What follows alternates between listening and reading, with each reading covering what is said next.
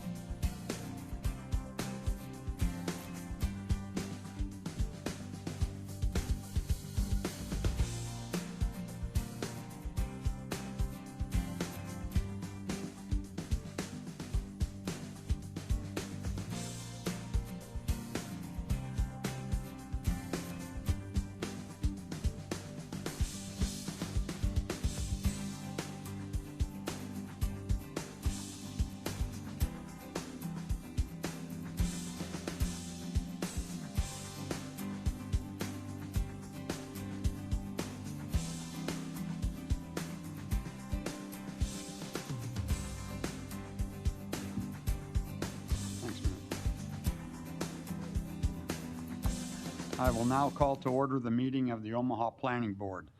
The Planning Board members that are here today are Sidney Franklin, Jeff Moore, Patrick Morris, Michael Pate, Jorge Sotolongo, David Rosacker, Vice Chair, and I am Greg Rosenbaum, Chairman.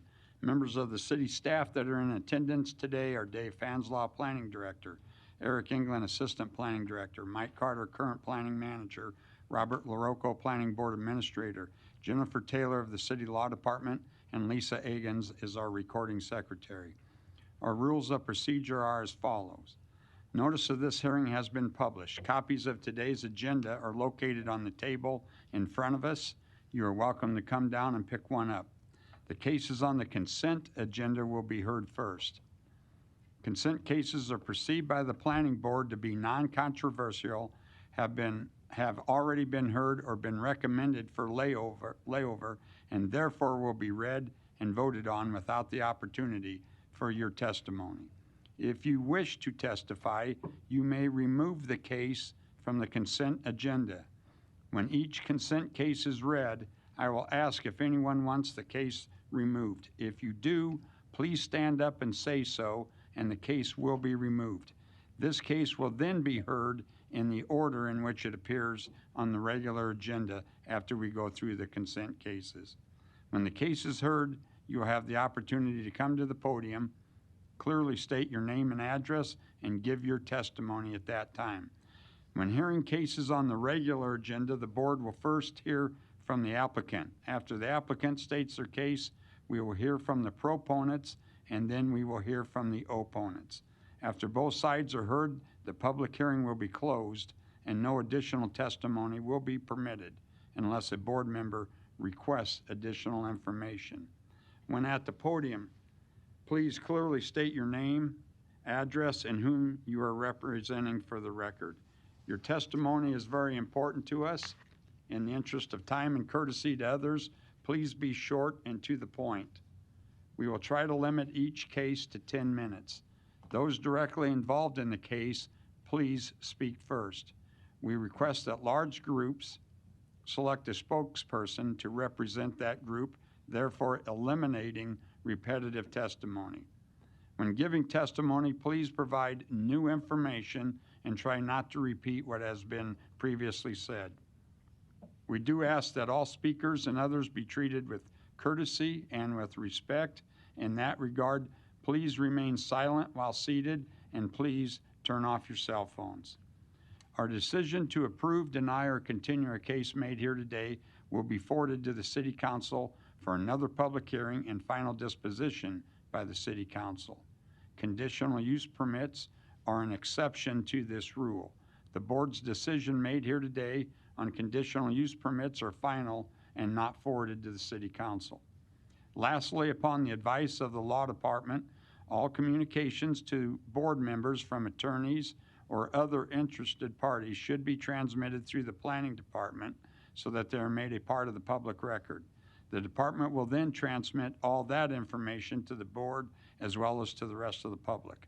Rezoning matters are an exception to this rule. A current copy of the Nebraska Open Meetings Act can be found in a white binder on the east wall of this room. And there are no changes to the consent agenda, so I'm going to get started with the consent cases.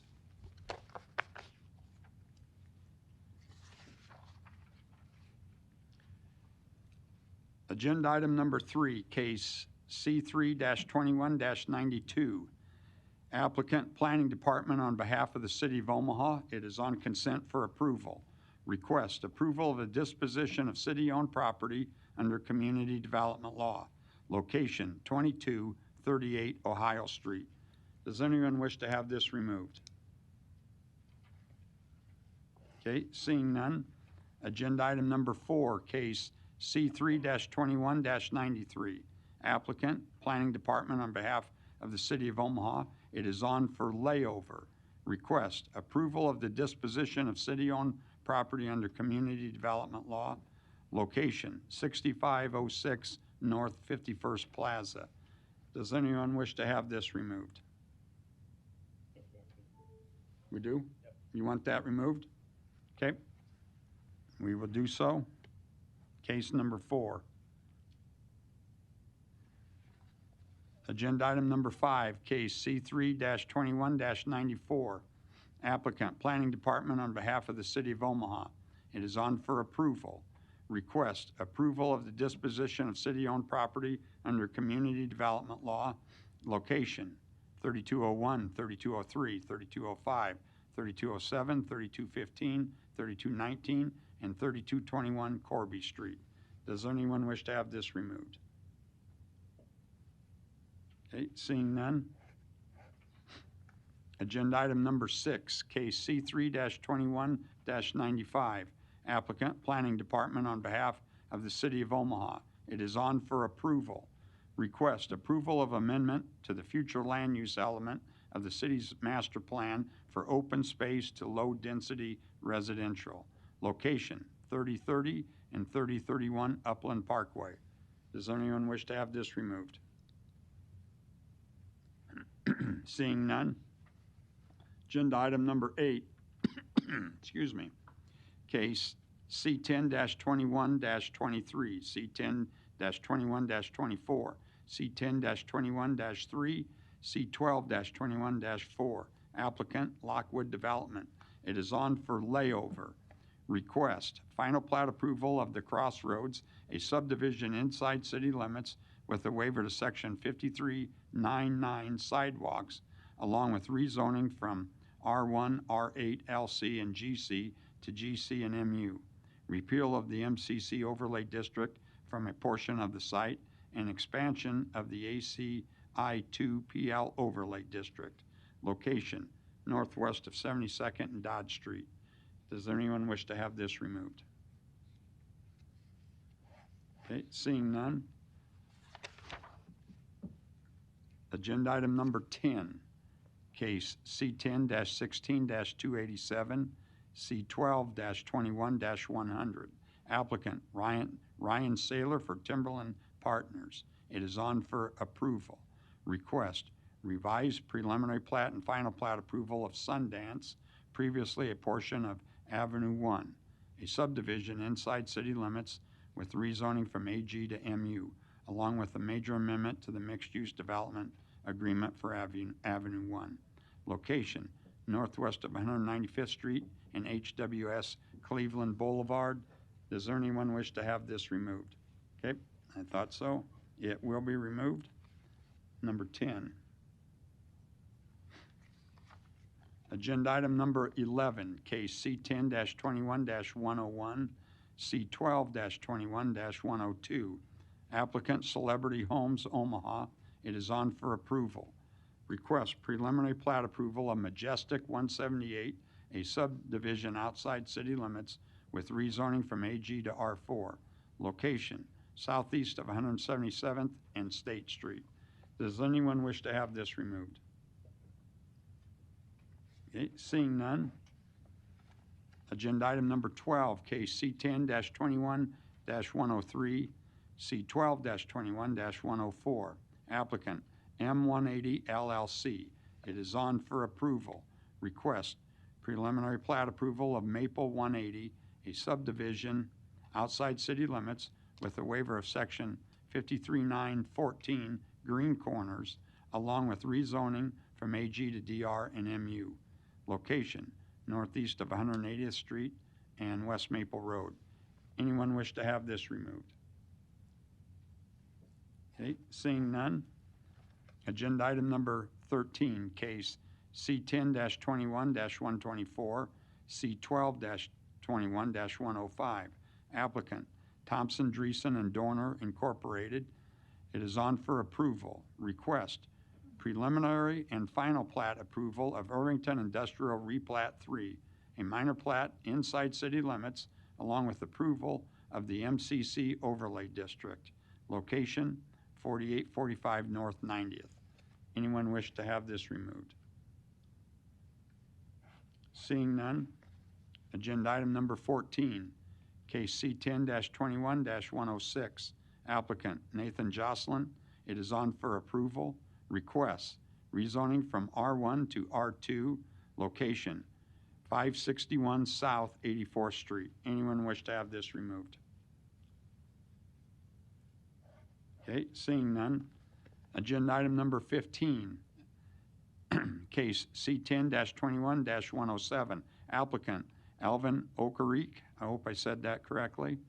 It is on for approval. Request rezoning from DR to R5. Location 8557 Boyd Street. Anyone wish to have this removed? Yes, okay. We will remove that. Agenda item number 15. Agenda item number 16, case C10-21-108, C10-21-109. Applicant Nick Frohart. It is on for approval. Request rezoning from R2 to R5 with approval of the MCC Major Commercial Corridor Overlay District. Location 9207 Blondo. Anyone wish to have this removed? Okay, seeing none. Agenda item number 17, case C10-06-166. Applicant Lockwood Development. It is on for approval. Approval of a major amendment to the mixed-use development agreement for Candlewood Hills. Location southwest of 124th and Webster Plaza. Anyone wish to have this removed? Okay. Seeing none. Agenda item number 18, case C10-21-110. Applicant, Planning Department on behalf of the City of Omaha. It is on for approval. Request rezoning from GI and HI to R5. Location 2902 Y Street, 3030 and 3031 Upland Parkway. Anyone wish to have this removed? Okay. Seeing none, moving on. Agenda item number 19, case C10-21-111. Applicant Kroger Inc. It is on for approval. Request rezoning from CC and GC to CC. Property is located within an ACI 3 overlay district. Location southeast of 72nd Street and Military Road. Does anyone wish to have this? You do? Okay. Agenda item number 19 will be removed. Agenda item number 20, case C11-21-112. Applicant Stephen Held. It is on for layover. Request approval of a PUR planned unit redevelopment overlay district. Location southwest of 33rd and Mason Streets. Does anyone wish to have this removed? I figured, okay. It will be removed. That's agenda item number 20. That was on for layover. Agenda item number 23, case C7-21-119. Applicant Stonebridge Christian Church. It is on for approval. Request approval of a major amendment to the conditional use permit assumed to allow religious assembly in the R5 35 district. Location 2702 North 61st Street. Does anyone wish to have this removed? Okay, seeing none. Agenda item number 24, case C7-18-53. Applicant Ryan Lindquist. It is on for approval. Request approval of a major amendment to the conditional use permit to allow secondary education facilities in the R4 district. Location 17800 George Miller Parkway. Anyone wish to have this removed? Seeing none, agenda item number 26, case C7-5-216. Applicant Stone Bridge Christian Church. It is on for approval. Request approval of a major amendment to the conditional use permit to allow religious assembly in the R4 district. Location 15801 Butler Ave. Anyone wish to have this removed? Seeing none, agenda item number 27, case C7-21-122. Applicant Bob Purcell, JTB LLC. It is on for layover. Request approval of a conditional use permit to allow indoor sports and recreation in the CC district. Location 20320 Blondo Parkway. Does anyone wish to have this removed? Okay, seeing none. Those are the consent cases. Do we have a motion from the board for the consent cases that are on for approval? I motion for approval of agenda items number 3, 5, 6, 11, 12, 13, 14, 16, 17, 18, 23, 24, and 26. We have a motion and a second. Lisa, will you please record the vote? Franklin? Yes. Moore? Yes. Morris? Yes. Pate? Yes. Sotolongo? Rosacker? Yes. Mr. Chair, Yes. motion approved. Okay, do we have a motion for the consent cases on for layover? Motion to lay over cases number 8 and 27. We have a motion and a second. Lisa, will you please record the vote? Rosacker? Yes.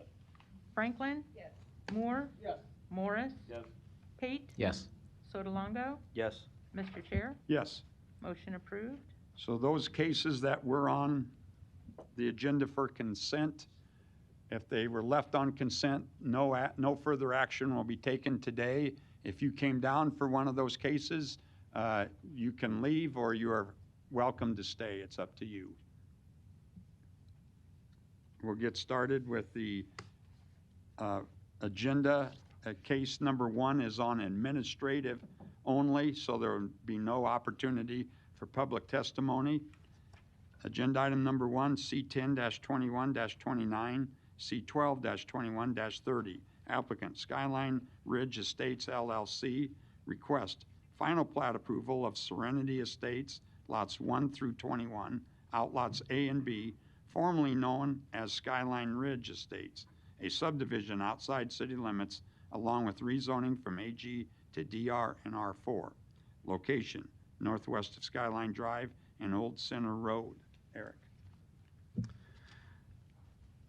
Yeah, this is the first phase final plat of Serenity Estates, formerly known as Skyline Ridge Estates. It includes 21 lots and 2 outlots. It's nearly identical to the approved preliminary plat, which was approved by City Council on March 9th. There are a few final items that will have to be finalized with the final subdivision agreement prior to forwarding to City Council, but staff recommends approval of the rezoning from AG to DR and R4, approval of the final plat subject to submittal of an acceptable final subdivision agreement prior to City Council. Any comments or questions from the board? Do we have a motion?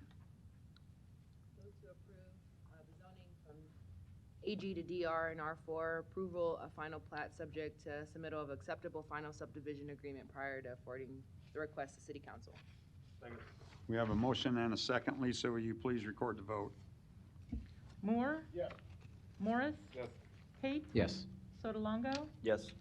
Rosacker? Yes. Franklin? Yes. Mr. Chair, Yes. motion approved. Okay, moving on, agenda item number 2, case C10-20-201, C12-20-202, applicant Ryan Blumpkin, request revised preliminary plat and final plat approval of 77 and Dodge, lots 1 through 3, outlot A, a subdivision inside city limits with rezoning from GC and GI to CC, GC, and GI, along with approval of the ACI 2 Area of Civic Importance Overlay District for Lot 1. Portions of the property are located within the Flood Fringe Overlay District. Location, south of 77th and Dodge Streets. May we hear from the applicant, please? Thank you, Mr. Chair. Brent Beller, 1140 West Center Road, on behalf of the applicant. You may recall us at the last planning board, we've been in front of you a couple times on this one. We had presented this option for this project, and if you remember the angst on the last time we discussed this was basically Farnham Street. So with Mr. Rosacker's recommendation, we appreciate the city, they got on it, we met with them, and so before you today is a new revised preliminary and final plat, and the middle ground on all of this, so this was our original final plat where we had lots 1, 2, 3, 4, and 5 with the Farnham Street with the access. What's in your packets today is the workaround, which was having this turnaround or this roundabout, not having any access here, and not finally platting what used to be lots 1 and 2. And I understand, and I'll defer to Eric here in a minute, but while we're in concept and in theory, we're okay with that. There is a bit of a tweak, and this is just based on correspondence that we've had with Public Works, to actually do a roundabout versus a cul-de-sac at that area. Same concept though, we would finally plat now this is the revised preliminary and final, lots 1, 2, and 3, and then we're gonna leave lots 4 and 5 standing alone for now, unplatted, until we can kind of figure out how to best use those. And obviously one of your conditions is working with Public Works to get some sort of acceptable entry access to those lots when the time comes. So appreciate working with city staff. They really stepped up and met with us and kind of helped us meet timelines to make sure this all goes forward. But with that, we're here for any questions, and we appreciate your consideration. Okay. Thank you. Any other proponents wishing to speak? Seeing none, are there any opponents? Seeing none, I'll close the public hearing. Additional comments or questions from the board? Eric. Sure. Brent summarized it really well, with the revised preliminary plat for the entirety of the site and then phase 1 final plat.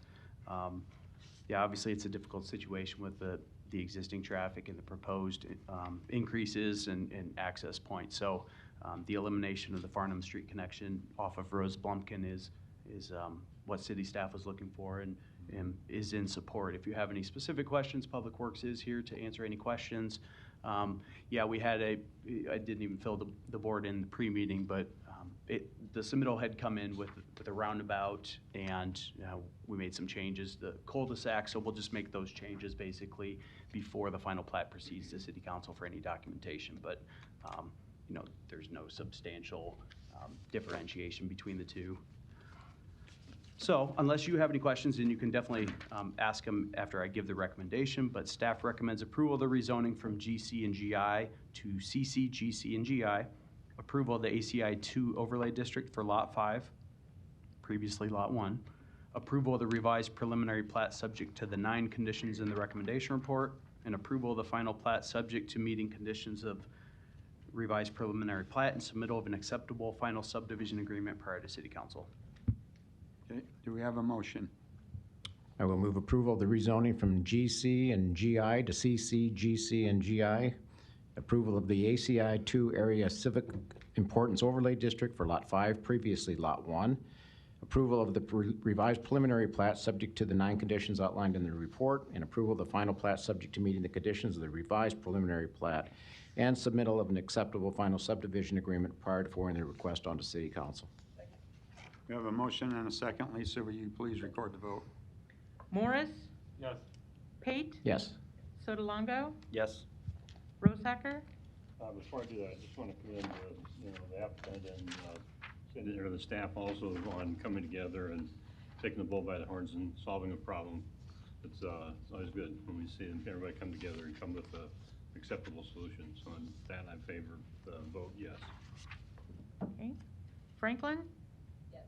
Moore? Yes. Mr. Chair? Yes. Motion approved. Thank you, Brent. Thanks, guys. Agenda item number 4, case C3-21-93, applicant Planning Department on behalf of the City of Omaha. Request approval of the disposition of city-owned property under Community Development Law. Location 6506 North 51st Plaza. Eric, are you gonna be the applicant? Yep, I'll for this? present on All right. behalf of the city. This request is for the disposition of a slightly under 16-acre parcel known as the former Wintergreen Apartments, which was a 213-unit apartment complex that was torn down in 2006. The city has owned this ground for a number of years. What's before you on the agenda would say yes to disposing it. The city held an RFP and has selected Habitat for Humanity for development of the site.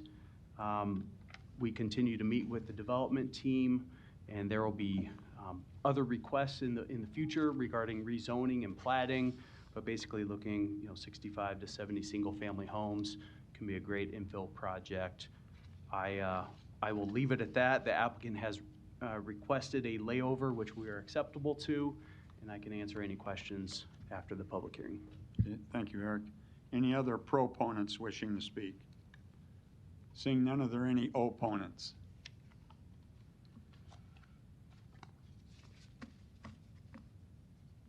Come on down, give your name and address, please. Is it this one? Can you hear me? Yes. Joy Bartling, 4966 Newport Avenue. I sit just adjacent to the old Wintergreen Apartments. And it's not that I oppose it completely, it's that I have to look at the development and how it's going to affect what we do at Scattered Joy Acres. We've already had erosion control problems in that area that come from the housing area to the north of us. We've had sewer that is backed up and gone into the creek that provide water for our animals. And so that is a huge, and I know that there's city codes now that are in effect that weren't there back in when the housing development was originally built to the north of me. So I just ask that we make sure that those are enforced and followed.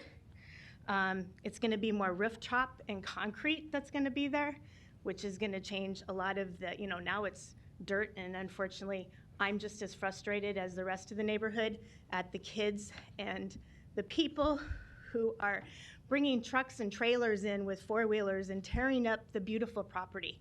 And so it needs to be maintained. Some of my other concerns is we've been having vandalism at the ranch due to these people that are coming in with their four-wheelers. I need to make sure that we are protected, and how is this property gonna be, is it gonna be fenced? Is it gonna be, how are we gonna protect these people from jumping in and unlocking gates and my animals are out on Sorensen Parkway and then the city's mad at me because my animals are loose?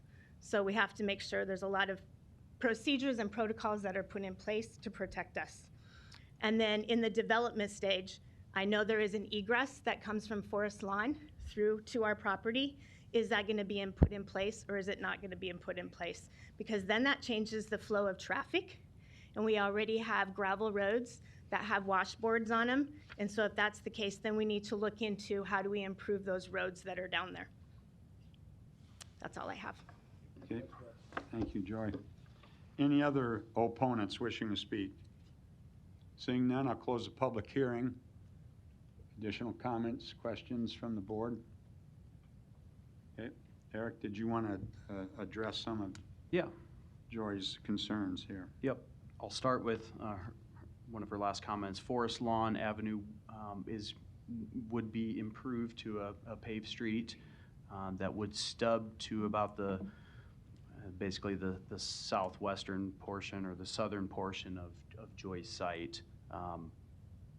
Yes, there is some currently there's some tough roads in this vicinity, and this infill project can be a great reestablishment of a neighborhood and bring a lot of positives to the neighborhood.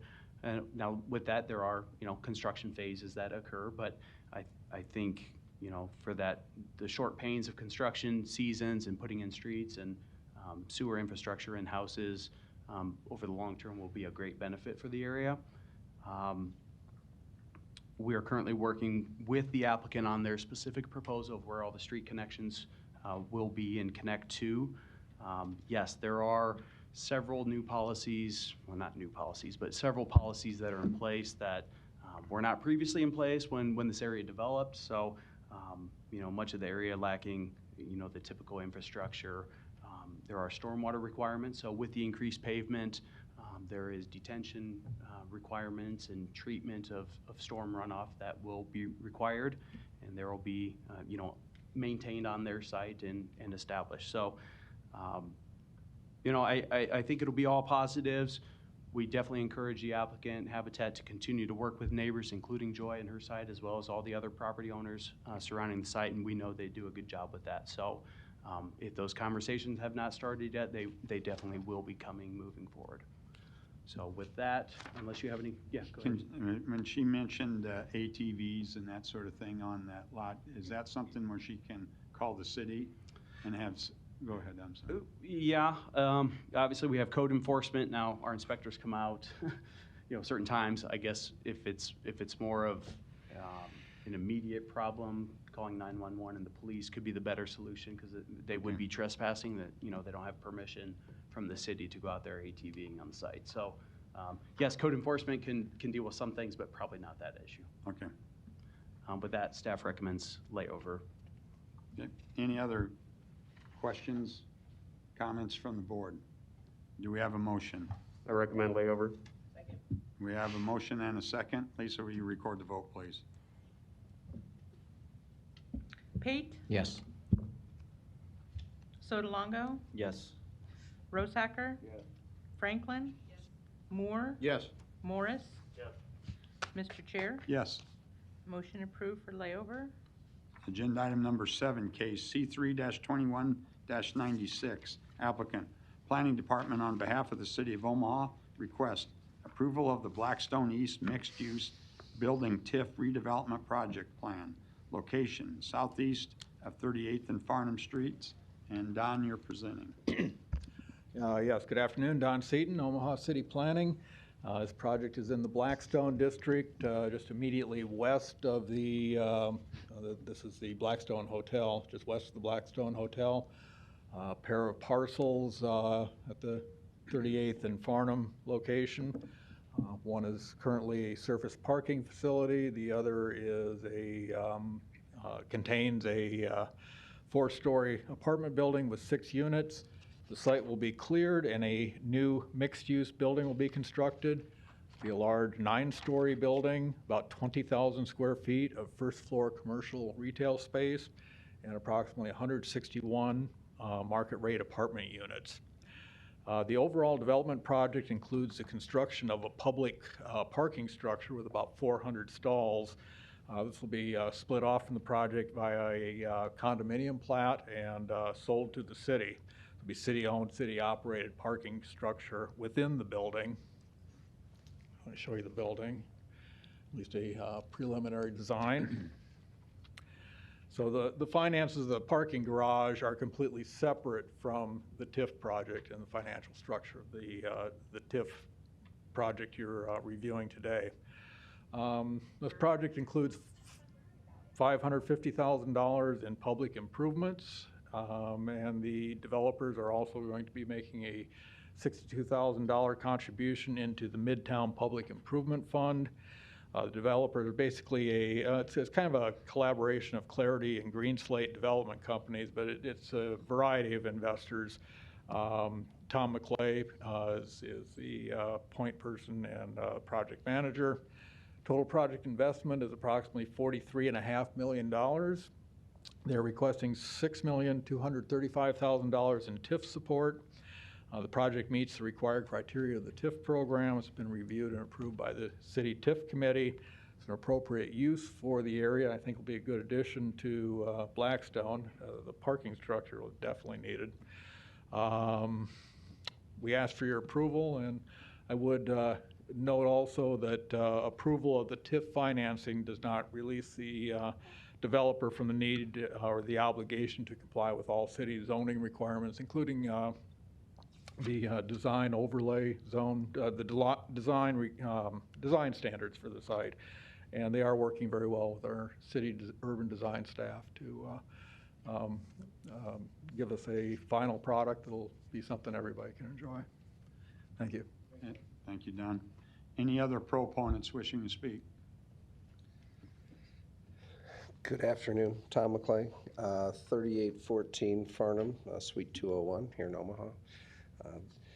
Here as the owner and developer of the project to answer any questions. I do have a little bit newer rendering to show for folks perusal. Yeah, there we so go. that is the Farnham Street side. I sandbagged on there. Sorry about that. It's hot off the presses. This is the Farnham Street side. You can see the lower level retail with the apartments on the above, as well as then the Harney Street side with the parking on the lower levels, as well as then the apartments above. I'm happy to answer any questions anyone might have. Thanks. Yeah. Is that like a mesh screen or glass on the second? It's a mesh screen. That's correct. This is actually showing it at dusk, so you can see a little. During the day, it won't be as transparent.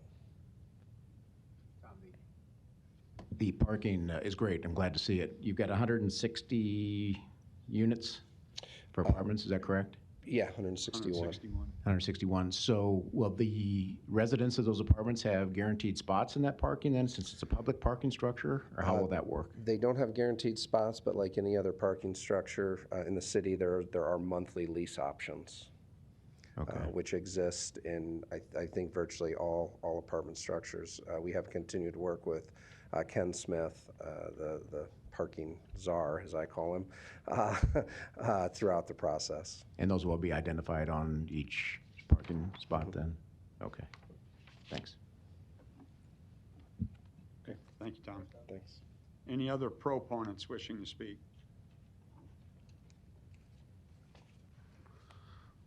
Troy Anderson, Deputy Chief of Staff, City of Omaha Mayor's Office, just here to answer any questions that may arise as it relates to the public parking garage. Okay.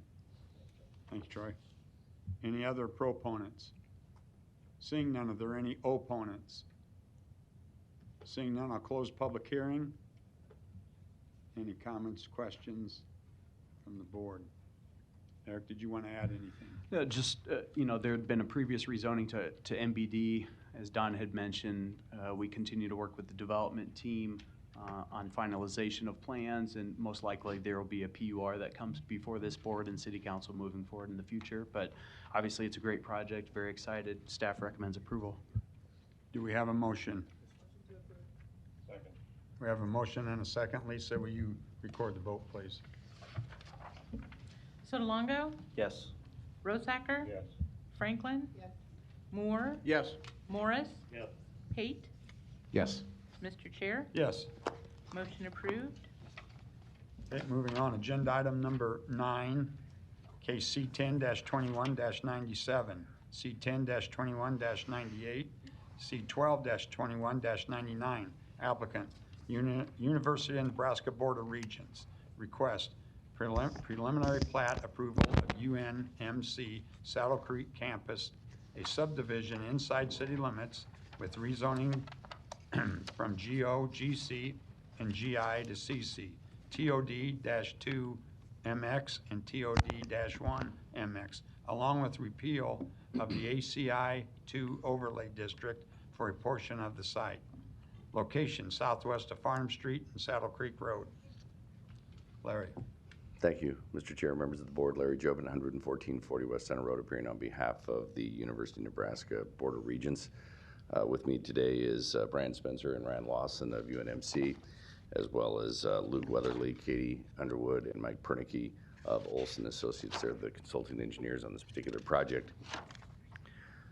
Start off by showing you the existing conditions and where this project is bound. As you know, the main medical center campus is here. It's separated by Saddle Creek with the proposed development, which is bound by Farnham on the north, 48th Street on the west, of course Saddle Creek on the east, and then Leavenworth on the south. There's a variety of uses that are currently in this particular location. There's the medical campus, obviously, to the east. There's residential uses to the west and to the north, and then there's commercial retail uses also to the north and to the south of the proposed development. The Existing zoning in this particular area is a little mixed. It's a combination of general industrial, general office, as well as general commercial, all with an ACI 2 overlay district on it. This proposed preliminary plat and rezoning is to clean up all of that mix in zoning and get it more where this campus is heading as far as a redevelopment opportunity. As far as the preliminary plat, this is about 23 acres, and this is, again, the what they're calling the Saddle Creek campus, which is west of Saddle Creek. There are 6 proposed lots. I've got them listed here. You got lot 1, 2, 3, 4, 5, and 6. And they will all be buildable lots. And of course, we talked about the rezoning, and the proposed rezoning, again, is to take it away from the general industrial, general commercial, and the general office into the new TOD zoning. So what we have before you today is lot 1 being the TOD 1 with the mixed use designation on it. And then we have lots 2, 3, 4, and 5, which isn't highlighted, but those will have the TOD 2 mixed use designation on them. And then lot 6 will be CC with the ACI 2 overlay district on that particular lot. So I'll share with you really the overall campus master plan. This shows the Med Center here on the east side of Saddle Creek, and then it shows the proposed development here on the west side of Saddle Creek. This is on the west side. What you're seeing today is really a conceptual master plan. The Med Center has been put out an RFP to have developers look at and propose what they might do with this particular site. That selection process is still ongoing. So again, this is what it might look like. I would point out a couple key components that will be part of the master plan for the Saddle Creek development. And that is, there's an administrative center here, which is shown in orange. That's what they call Building 1. There's a parking structure here, right next to it, shown as Building number 9. And then down here in purple is Building 10, and that's an innovation building for incubator type businesses. So those are kind of the main key components. I did want to, I guess this is a better one to show. Administrative, parking, innovative buildings there. I did want to show you that there is this proposed lid park over Saddle Creek Dodge that will connect the main Med Center campus with this Saddle Creek campus, which will be a nice pedestrian feature over the top of Saddle Creek. Again, that's all conceptual, but we're working with Public Works in the city to establish that possibility. As far as the street systems, there will be 46th Street that will be located between Farnham and come out here on Saddle Creek. 48th Street will be realigned. Emily Street will be constructed. There's also an unnamed street named Street A for now. It's unnamed. There will be some reconfiguration of Farnham and Saddle Creek with potential. We're working with Public Works right now to determine whether Farnham will be a two-way street all the time as opposed to one-way. One-way in the AM, one-way in the PM as it exists today. So we're working with Public Works and planning on that particular item. Then there's pedestrian and bicycle connectivity here. What's shown in red along 46th Street is the bike trail or bike lane that's being proposed. And then we're working with planning and the city to establish a pedestrian connection from Saddle Creek to 46th, down 46th Street, and then up 48th Street, and making a connection into the neighborhood on Howard Street. So that's really the kind of the long and short of it. We did have a neighborhood meeting, a formal one, April 26th. I know there's Mr. Spencer of UNMC has had many conversations with the surrounding neighborhoods and surrounding neighborhood associations. So there's been a lot of communication over the last couple of years going back and forth. The anticipated construction start is in the spring or summer of 2022. And we think this is just a great project for the Med Center campus as well as the surrounding areas and the citizens of Omaha. So we've reviewed the recommendation report. We find the same acceptable, and we're here for questions, the development team, myself. So with that, happy to answer any questions. Thank you, Larry. Thank you. Any other proponents wishing to speak? Seeing none, are there any opponents? Come forward, sir. Give your name and address. My name is Lynn Leach. Thank you, by the way, for hearing me. Sure. It's a pleasure to be here. Lynn Leach is my name. Address. All right. Address 1336 Pelican Bay Place, Lincoln. I own Ace Rent to Own and a building that's, I think, right in the middle of that. It is my second store and one that is paramount to the success of our company, a building that my dad and I bought in 1985 when it was a, yes. Let's see. It's right here. You can see it better on this particular map. It says Leach Investment Properties, awfully small printing, but that is my building right there. We bought that building back in 1985 when it was a shell and the developer had run out of money, finished it and turned it into the second ever Ace Rent to Own and our only expansion store at that time. It still remains one of our best stores and most important stores, and also is the last connection I have to my father, who's not with us anymore, but helped me to get the business started and to develop it.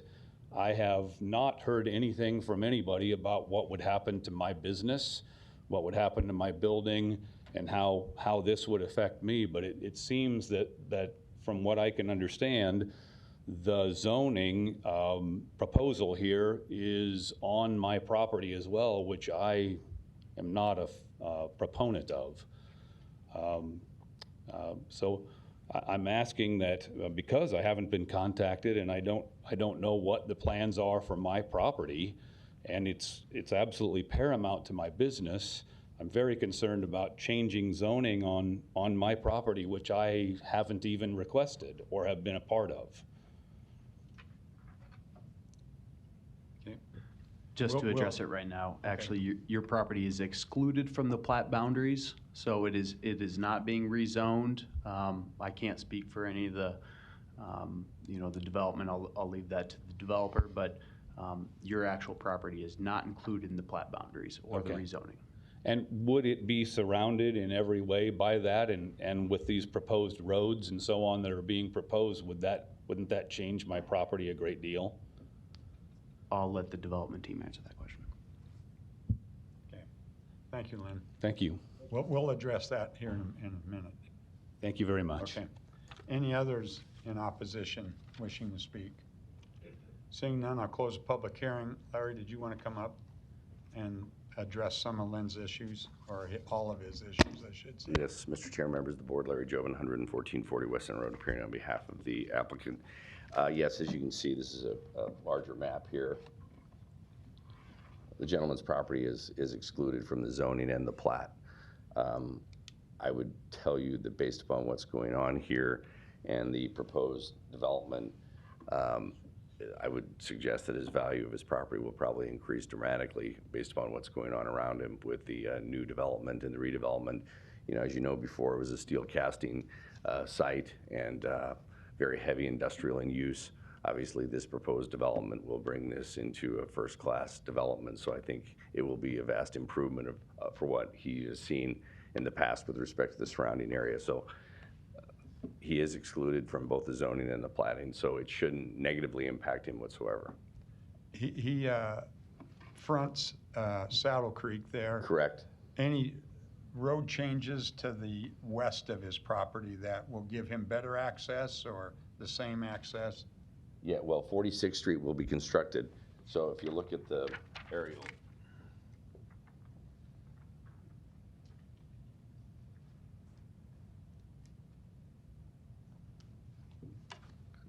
There it is right there. If you look at the aerial photograph right now, 46th Street doesn't even exist. So this is just I think it's an old abandoned railroad right-of-way. So what's going to occur here at this particular location is he's going to have, a roadway, 46th Street, extending all the way from Farnham Street down to 48th Street as it connects into Saddle Creek. So I believe that the transportation system will be significantly enhanced with this particular redevelopment project. Larry, is his business, I can't tell what lot that is on that, just on that map right there. Is his the one that's below the yellow? His is the one that's not yellow. No, on the other map, though. Oh, well, no, actually, his would be right here. Yeah, okay, all right. Yeah, this one was not yellow, should have been. So this is probably a better map. So it's the one that's carved out. Okay, and so right now, there's no road back there, there's no alleys that he would. Correct. He would be getting deliveries of furniture there, everything would probably come in off of Saddle Creek. Yes, So everything should- or now 46th Street. Yes, okay, all right, thank you. Thank you. Thank you, Larry. Lynn, do you want to come back up? I guess, since you came down here, I just want to make sure that your questions were answered. Well, I think they are, as long as there's some assurances that in the future that that's not going to change and potentially my building be condemned by public domain. That was my greatest concern, is I was going to lose that store, and that would have a significant financial ramification to my family and the 8 other families that are employed in that location. And so if I could get assurances that that's not going to occur and I'm getting carved out of that, I don't have any objection to all of that going on around me, as long as this isn't a setup for me to then see step 2 where I lose my business. Gotcha. All right. Thank you, Lynn. Thank you. All right. Any questions or comments from the board? Eric, did you want to add anything? Yeah, so obviously this is a preliminary plat, described very well by Larry, and I don't have too much to add. Okay. We are implementing TOD zoning on the majority of the site, so we think that's excellent and look forward to working with the Med Center on the entire project. And obviously it's the Med Center is a great attribute and a great benefit to the city of Omaha, and we will continue to work with them on all of the items that laid out in the recommendation report or any other items that may come up throughout the process. So unless you have any specific questions for me, staff recommends approval of the rezoning from GO, GC, and GI to CC, TOD2MX, and TOD1MX. Approval of the preliminary plat subject to the 14 conditions in the recommendation report. Okay, do we have a motion? Yes, approval of rezoning from GO, GC, and GI to CC, TOD2MX, and TOD1MX, and the approval of the preliminary plat subject to the meeting the 14 conditions of staff report. Second. We have a motion and a second. Lisa, will you please record the vote? Rosacker? Yes. Franklin? Yes. Moore? Yes. Morris? Yes. Pate? Yes. Sotolongo? Yes. Mr. Chair? Yes. Motion approved. Agenda item number 10, case C10-16-287, C12-21-100. Applicant Ryan Saylor for Timberland Partners. Request revised preliminary plat and final plat approval of Sundance, previously a portion of Avenue 1, a subdivision inside city limits with rezoning from AG to MU, along with a major amendment to the mixed-use development agreement for Avenue 1. Location, northwest of 195th Street and HWS Cleveland Boulevard. May we hear from the applicant, please? Good afternoon, Mr. Chair, members of the board. My name is Mark Johnson. My address is 11440 West Center Road. I'm appearing today on behalf of the applicant, Timberland Partners. With me today are Laren Holcomb and Ryan Seiler from Timberland Partners and Colin Koss from Koss Wilson. They're the architects for the project, as well as Caleb Snyder from Lamper Nearson, and they're the civil engineers for the project. Mark, can you speak up a Sure. little bit, or maybe that mic just needs to be pulled up? I grew since I was last year, apparently. A little background on Timberland Partners before I give you a brief summary of the project. Timberland Partners is a family-owned development company. They are headquartered out of Minneapolis, Minnesota, and they currently own and manage 18,000 or over 18,000 units in 15 states. So here is just ignore the building layout. This is just a vicinity map just to show you the general location of the project. As you can see, it's just north of the Fire Ridge Elementary School, located 195th and HWS Cleveland Boulevard. So the entire site that's subject to the preliminary and final plat is approximately 29.75 acres in size. It's currently zoned AG, but it is located within the existing Avenue 1 mixed-use area. So as such, what's before you today is the request for rezoning from, along with, of course, the preliminary and final plat, is the request for rezoning from AG to MU and an amendment to that existing mixed-use development agreement. I also want to just note that this property is also located within a density corridor pursuant to the City of Omaha Master Plan. So as I mentioned, the project is comprised of 29.75 acres, although approximately 6 of those acres will be outlots that will not be retained by Timberland Partners. So the project site itself is about 22 acres in size. As you can see here, there are 251 total units broken up into 21 separate 2-story townhome style buildings. Each building will have between 8 and 16 units, depending on the building. Just a bit about the unit mix. There'll be 115 one-bedroom units, 112 two-bedroom units, and 24 three-bedroom units. The units themselves will, of course, be very nice. They'll have modern open kitchens with premium fixtures and finishes. And I'll show you the elevations here in a minute, but each unit, it's important to note, will have its own front door entrance. And a lot of these units, if not most of them, will have their own garage and driveway. Just a brief bit about the community amenities that this project will have. As you can see here in the center, there's a large outdoor amenity space that will include a dog park. There will be a clubhouse and a game room here in the southeast corner of the community with a 24-hour fitness area and an outdoor pool and a fire pit and an outdoor kitchen area, so a very nice place. And I also want to highlight that you can see here along the western and southern boundaries, we do have the required 30-foot landscape buffer yard that's required by the code. So I just want to briefly put up the elevations here. As you can see, here's just a 3D rendering of what the buildings will look like. And then here is an example of the 12-unit building elevation. So you could see, I'll get it right. You can see how each unit has a front door. There are 12 total front doors there. And then this is just an elevation of what the clubhouse will look like. Just a bit about traffic circulation as well, as I know that's always, a concern, and validly so. Again, I'll put up this vicinity map. As you can see, the connections to Chicago on Burke Street at 197th Street, and of course Chicago Street is to the north there. Those will be made pursuant to city requirement, but we anticipate that most of the traffic in and out of this community will come off of 192nd Street via HWS Cleveland Boulevard. We did have a virtual neighborhood meeting on April 27th, and we had good attendance and a productive dialogue, and we have since been in communication at least one way with one of the property owners to the south regarding some landscape screening concerns that they had, and we plan to continue to have those conversations moving forward with that particular homeowner, as well as any other homeowners who would like to have continued conversations. And we've reviewed the departments. I just want to make one note here because it is relevant to one of the concerns that was raised at the neighborhood meeting.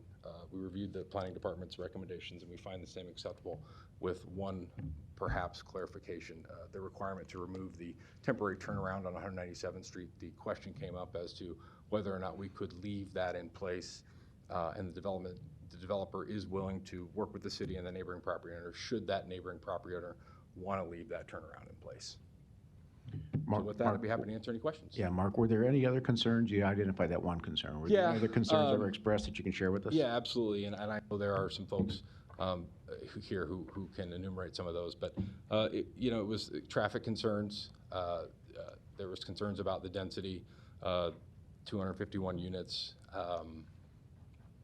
There were some concerns raised about whether or not we'd have families living in these units who might attend the school and cause crowding issues in Fire Ridge Elementary School. As you know, these developing communities, you know, the schools, boundary lines always change, and that's always a concern. Screening issues, and the developer is, like I said, willing to have conversations about finding acceptable screening. Landscaping would be our preference, just because we think it's more aesthetically pleasing for us and for the neighbors.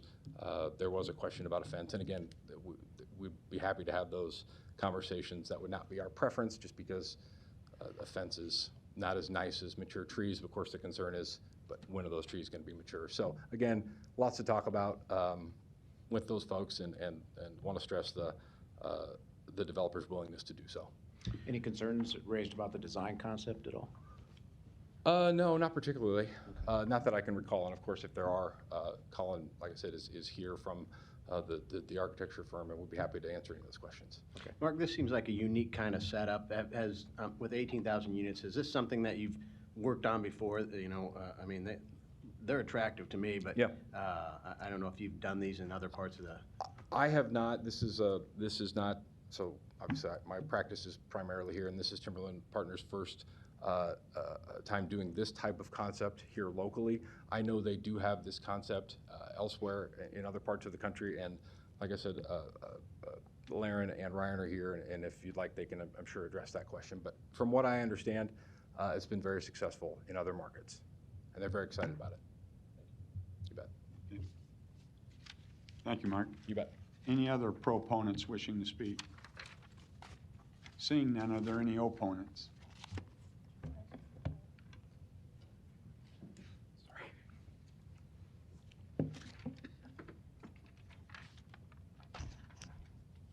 Good afternoon. My name is Casey Klein.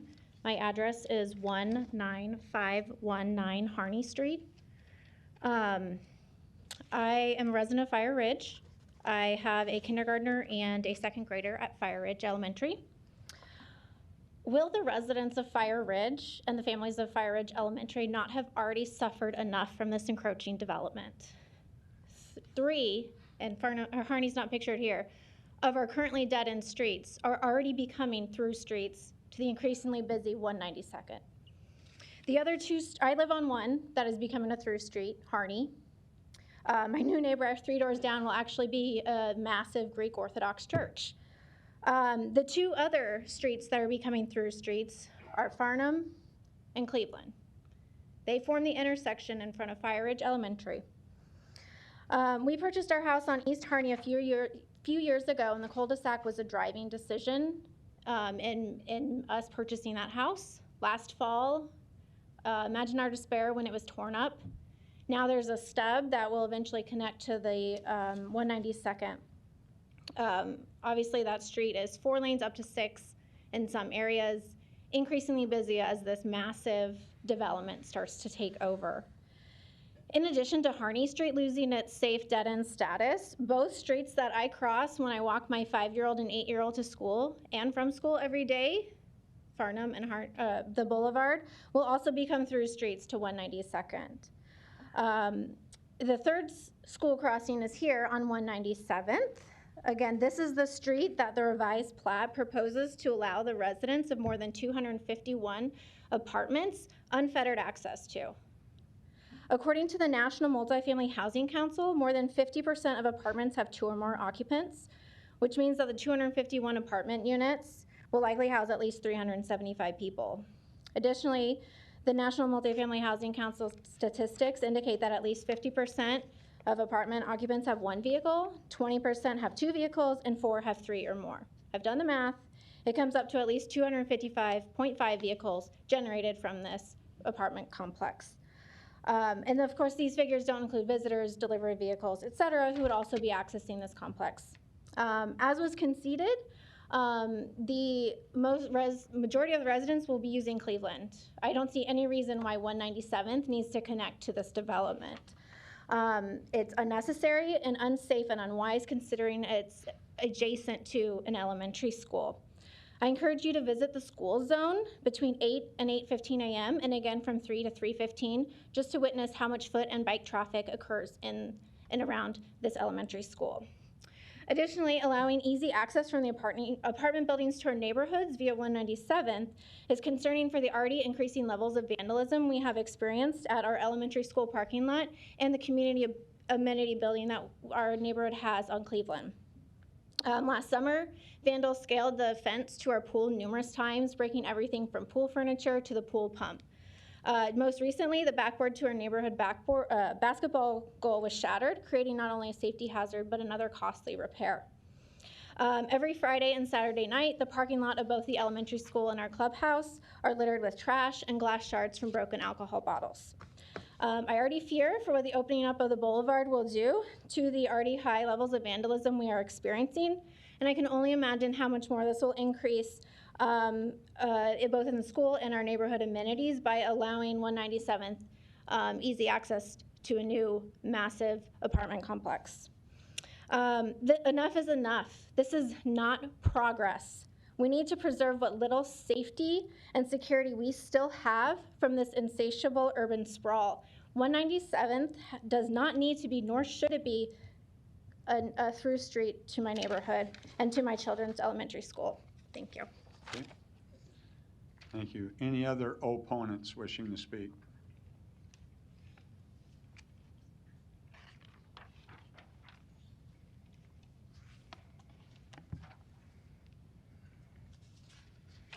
Good afternoon. My name is Lindsay Schuler, and I'm an attorney with Croker Huck Law Firm. And I represent Angie Nixon and her husband, as well as other concerned and like-minded residents of the Fire Ridge community. Can we have your address, please? Yes, my law office is 2120 South 72nd Street, Omaha, Nebraska. And did you say Lindsay? Lindsay, Okay, yes. thank you. Yes. And I know we are kind of late to the game on this because we just got notification of the meeting a couple weeks ago. But before I present our position, I also would like to note that I do have 12 community letters, as well as a letter from the Fire Ridge HOA president, and these all concern specifically the cut through of 197th Street. We are here today to express opposition to the approval of the preliminary and final plat of the Timberland Partners Sundance subdivision, as the proposed and preliminary plats are different in scope and purpose from the layout of the Avenue 1 plan. The Timberland Partners failed to engage community members regarding the new purpose for the plan, and the community objects to the cutting through of 197th Street into the Sundance subdivision. Particularly, this development has come before the Planning Board and the Omaha City Council on 2 other occasions. As previously noted, in October 2013, this was the Gateway Park community and was going to be a business development. It did not complete to fruition. In 2016, Avenue 1 was to be a large business development and residential use space for senior living. Again, did not come to fruition. Here we are in 2021 with Timberland Partners presenting the Sundance townhomes with a completely different scope than the Avenue 1 plan, which is now being considered a revised preliminary plat. For the past 8 years, the community members of Fire Ridge have shown interest in the development and a willingness to be involved in the discussion. In both the Gateway Park and Avenue 1 projects, the community members attended several meetings with both developers and the city council members in order to discuss the subdivisions. The preliminary plat for Gateway Park and the final plat for Avenue 1 were approved because the local community worked together with the developers and the city council in order to reach a solution together that took in the best interests of all parties. The community compromised with the development trade-off for keeping 197th Street closed and the installation of bike and walking paths in order to promote togetherness of the communities. At the time of annexation, the Fire Ridge community was told by the City of Omaha annexation study and the Suburban Master Park Plan that there would be a large signature park south of 192nd and West Dodge Road that would connect to a similar park north of West Dodge Road. Such park has not come to fruition. It was supposed to be in about 80 acres. The Omaha Master Plan and the land use element notes that there's a lack of large-scale parks in West Omaha and lacking in public open space. And to compensate for the signature park that was never built, the community members of Fire Ridge wanted to work with the developers in order to engage additional green space and a bike and footpath that was incorporated into that final plat. These items have now been removed from the Sundance subdivision without consideration of community input. Timberland Partners proposed a subdivision fails to comply with the Omaha annexation plan and contribute in a significant way to the Omaha Master Plan for Suburban Parks. Today, Timberland Partners is attempting to slide through a new subdivision under Avenue 1's preliminary plat, and by calling it a revised preliminary plat. But in truth, there are significant differences between the Avenue 1 preliminary plat and the revised preliminary plat that we see today. The road configuration has significantly changed. It went from a business park and senior living to 251 townhomes with a different purpose and different number of buildings. In addition, the Sundance plat completely removes the solutions and compromises that were reached by the community members during the Gateway Park and Avenue 1 projects. Unlike the Gateway Park and Avenue 1 developments, where they had several meetings, they met with neighborhood residents multiple times. As the proponent indicated, there was one Zoom meeting that occurred on April 27th, just a couple weeks ago, that proposed a brand new plan, and actually there were only 4 persons in attendance as per my client. The Timberland Partners attempt to slip a drastically altered plan for approval, seemingly overnight, is against the planning department's general rules and development for the city of Omaha, and it sets a bad precedent for future development. Most importantly, and the largest concern of my client and other residents of Fire Ridge is, and that has already been mentioned, is the safety of the school children. 197th is directly adjacent to Fire Ridge Elementary School. It is seen as a general thoroughfare where parents go to pick up their school children, and they park regularly on both sides of the street, whether permitted or not, and children are seen regularly running across to and from the school at both drop-off and pickup times. A thoroughfare for 197th Street at a generally primary pickup location point for school children is against the general safety of those children. It creates a dangerous situation for the children at drop-off and pickup time that will increase with the amount of vehicles driving through. As previously mentioned by the proponent, most traffic will be going through HWS Cleveland Boulevard. The expansion of Chicago Street, HWS Cleveland, and Farnham Streets, along with the private internal streets of the Sundance subdivision, will provide sufficient traffic flow to major arterials such that 197th Street does not need to become a thoroughfare. No one is being harmed by keeping 197th Street closed, but it does provide a major benefit to the school children at Fire Ridge.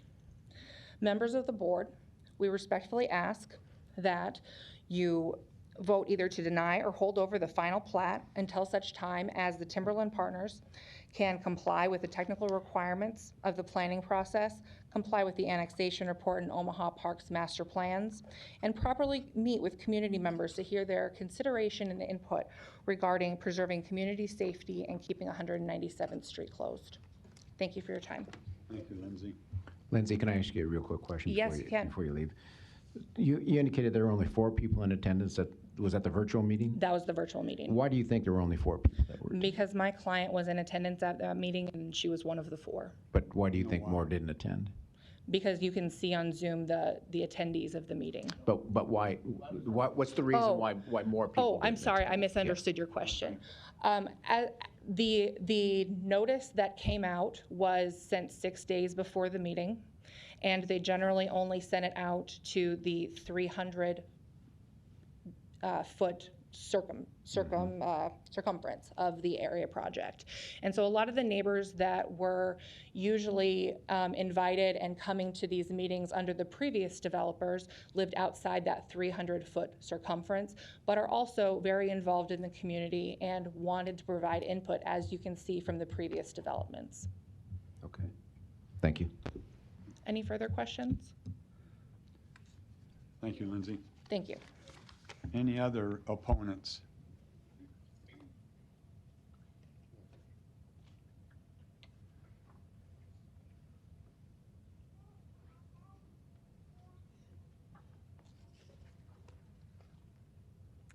My name is Angie Nixon. I live at 104 South 197th Street in Fire Ridge.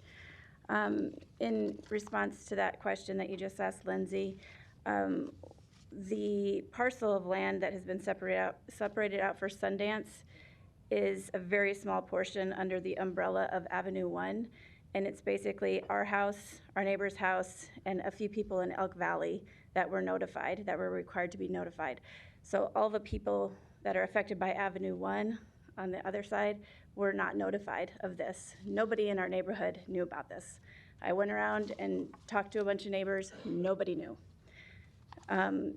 Okay, so thank you. Sorry, I had to get that out. Thank you all for hearing us out today.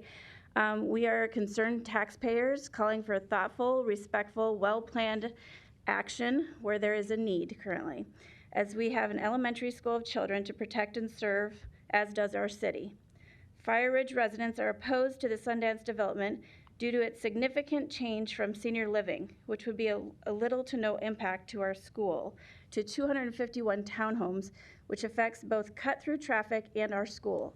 Sundance is planned just north of our school in Avenue 1 with 1,505 apartments, hotel, retail, and commercial planned just east of our school, all under the umbrella of Jasper Stone Avenue 1 development. We have been left in the dark on many changes here. Very few people were required to be notified of it, as I just stated, and only 4 families attended the Zoom-only meeting held just last week. The school HOA property management knew nothing about townhomes. Our community deserves a real in-person meeting with developers, including both Sundance and Avenue 1, as the plan has changed drastically. We haven't heard anything since 2017 about Avenue 1, and the developer that presented Avenue 1 back then isn't even affiliated with it anymore. That would be Block from Kansas City. We deserve this because we will be the ones dealing with the traffic congestion from it on a daily basis, along with all the other ways it will completely change the dynamic of Fire Ridge. The Sundance plat affects Fire Ridge School more like the Gateway Office Park First plat. Therefore, as City Council approved in 2013, we do not want 197th cut through again, and just a bike path instead. 197th Street is right next to the school. We are a narrow street, very narrow street, and don't want to become a parking lot and have traffic congestion, making kids more at risk of motor vehicle injury. Motor vehicle traffic injuries is the greatest cause of death in ages 5 to 9. Even though deaths have been few in Nebraska, 93% of these unintentional injuries, age 5 to 9, require ER visits and hospitalizations. PTSD follows many of these injuries. Approximately 25,000 kids are injured in school zone accidents each year, according to the Transportation Research Board. A local school leader told me today, the more kids that attend a school, the worse the traffic gets. With 1,756 units planned around us, it's going to get much worse. I enjoyed the game of Frogger as a kid, but I would rather not have our school kids have to play it for real every day. I also don't want our school to become like Spring Ridge. That school gives a perfect glimpse of Fire Ridge School's future. Their enrollment, 518, ours 498. I studied their school the other day at pickup time. They have a narrow street just like 197th by Fire Ridge next to it, which had to be made a do not enter one way, 7 to 9 and 2 to 4 p.m. That will be us. 22 cars were parked illegally at 2:55 p.m. right under the no parking 2 to 4 p.m. sign. We don't want to become a one-way street parking lot, danger to kids, plastered with street signs, calling the police every 5 minutes to get through our narrow street. People don't follow the street signs. Clearly, I have photos of it. They didn't on 178th Street in front of Spring Ridge or on the street in front of the school. This chaos can be prevented by keeping 197th Street closed and just doing the bike path, as was approved by council the first time. The development already has 4 roads they have put through from our quiet neighborhood. That is plenty. Sundance has 2 exits, plenty. An apartment development down on Farnham by Peace Presbyterian planned has a dead end. Why can't we when children's protection is in order? At 168th and Giles, a large apartment complex was planned, and Sarpy County Commissioners said no, it would change the dynamic too much. They were respectful of neighbors. That was doing the right thing. I'm hopeful we can do that here. 197th Street goes perpendicular to the school pickup line flow of traffic. It would only add chaos, not be relief for our neighborhood or school. This is not a bottleneck situation. Cars will always park by the shortest distance spot to a school front door, causing congestion. No cars, no through street on a narrow, against the flow of pickup line street next to a school is much preferable. And besides, you made 178th by Spring Ridge one way for half the day anyway, so that proves the point, best not to have it go through. Most parents at pickup don't comply with road signs, which further proves the point it is best to not put 197th Street through. Fire Ridge taxpayers asks, these are our asks, we want a real in-person meeting with developers of Sundance and Avenue 1, as both developments greatly affect our school and community, and we need a full picture. Residents have no idea what's going on. We want 197th Street to stay closed and just add a bike path, as council voted before, to keep kids safe by school and parking and congestion down. We want our park we were told we would have by the city. Since I am aware the city doesn't have funding for this and we have no more SIDs since annexed, we feel the developer, with how vastly he is changing our quiet dynamic to a bustling downtown that we will have to deal with on a daily basis, traffic and school congestion, increased risk to kids like a downtown area school, he should have to pay for our grand scenic park we were told we would have by the city 16 years ago. His advertising says his development will connect to Omaha vast existing trails and parks.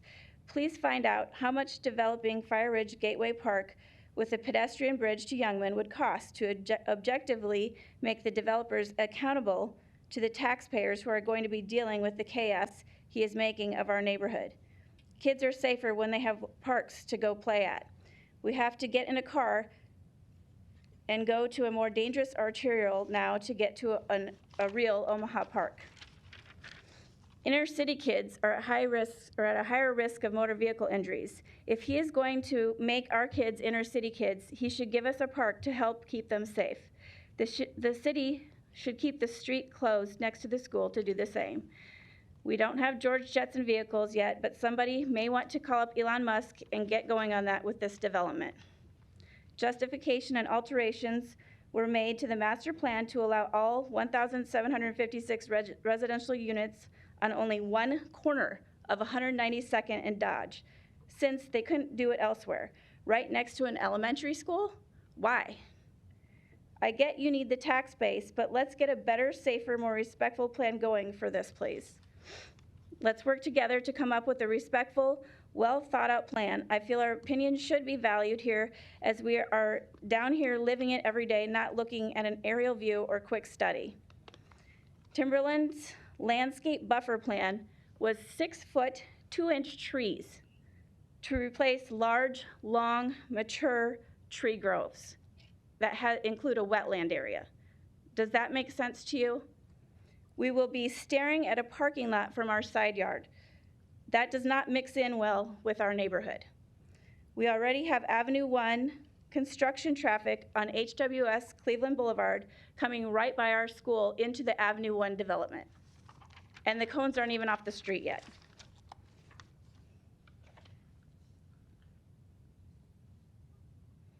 Here's our Fire Ridge School. Here's our Fire Ridge School right here. Here's 197th Street. The car pickup lines come up Farnham Street currently, and they go around this loop and back down Farnham.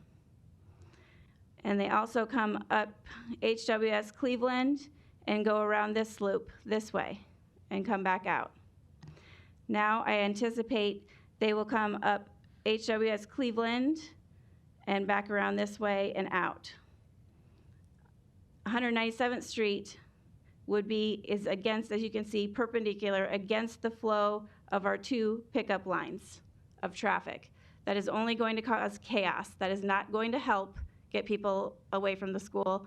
These are cars that are parked. They're not trying to get through. They're parked waiting for their kids for at least 30 to 45 minutes. Angie, how much longer are you gonna? I just have a couple more pictures, then I'll be done. All right. Okay. Because This- I just asked, and we have other people that. Yeah, I'll hurry.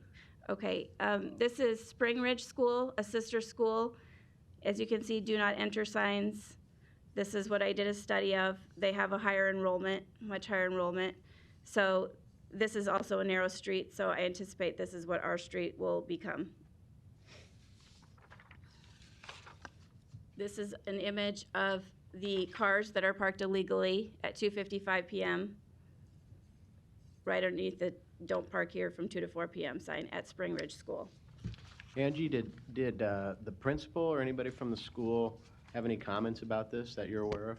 The principal didn't even know that this was happening, and we intend to meet with her to tell her ourselves. I had to spend $100 on copies to inform my neighborhood about their development.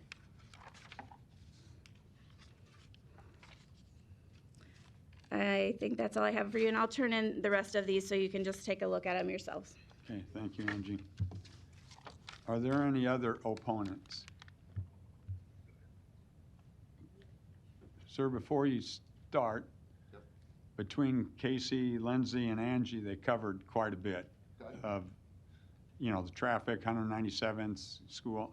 If you have new information to share with us, that's what we are looking for. I understand. Okay. Yep. Nothing specific. My concern was primarily the 197th Street pushing through my property You can immediately. come forward, give your name and address. Thank you. My name's Todd Willenborg. My address is 105 South 197th Street. Did My you say property- Todd? Todd, yes. Okay, thank you. And that was your concern, was keeping 197th Street closed? Correct. Okay. Yep. Anything else? No. All right, thank you, Todd. Appreciate it. Any other opponents wishing to speak? Okay. Please, with new information. My name is Lee Iwasik Sittenauer. I live on 197th Street, also 111 South 197th Street. I just want to point out that I am here. My neighbor across the street that's adjacent to Angie is also here, Barry Grolier, Todd. Some of us did miss that Zoom meeting, but it was due to other obligations. So I would have been there. Could I have been there? Okay. So that's all. Thank you, Lee. Any other opponents? None? Okay, seeing none, I'm going to close the public hearing. Mark, did you want to come back up and address some concerns? You bet. Or all the concerns? I keep saying some concerns. Address the concerns. Do my best. Again, Yeah. Mark Johnson, 11440 West Center Road, appearing on behalf of the applicant. So Timberland Partners, wasn't involved in the original development. Obviously, if you live in Omaha and you're in the land development business, you're aware that Avenue 1, that project was of heightened conversation. As far as the connection to 197th Street, my understanding is that connection was always required. I'll let Eric and the staff speak to that requirement. Obviously, we're open to having conversations about, that issue, which seems to be the primary issue. I know there are many, but that's maybe the number one on the list if they had to list them. Again, we're happy to have those conversations, and city staff is much better positioned to enumerate the rationale behind the connections.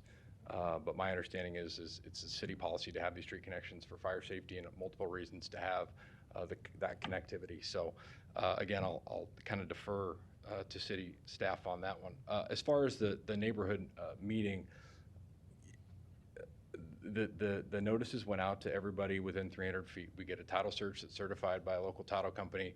That on that search, that was sent to a letter was sent to Elkhorn Public Schools, wherever the registered agent address is, pursuant to the property records. We send notices to everyone within 300 feet.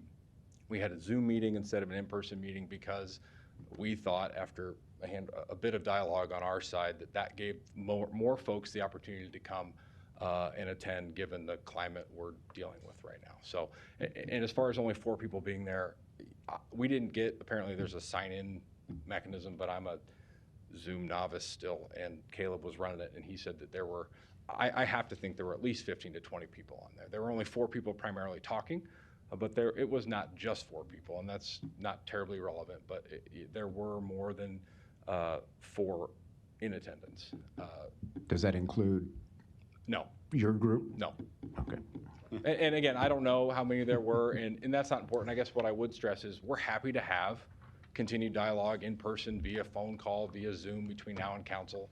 The development team, I went back there and talked to them. Of course, they flew in from Minneapolis today, but they're happy to have these continued dialogues and conversations to do whatever we can do to address some of these concerns. I mean, I'm not sure how much of the concerns we can address with respect to school traffic. I will say an issue came up. The issue was raised at the neighborhood meeting about the types of folks that would be living in these apartment units. And to Mr. Moore's question about, have we done this concept in other jurisdictions? The answer was yes.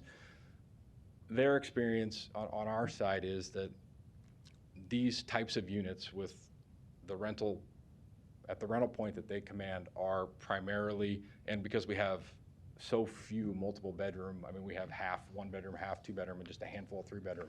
They're primarily empty nesters and young professionals, so not a lot of kids. Again, we can't guarantee that, there won't be any kids, but as far as driving additional traffic for the school, I have to think it's very, very minimal, if at all. Mark, And the park. Part of the recommendation report was to coordinate with the city parks department to contribute to the city park, which is just east of Fire Ridge Elementary. Let me put back up a map. So there is a city park, and it is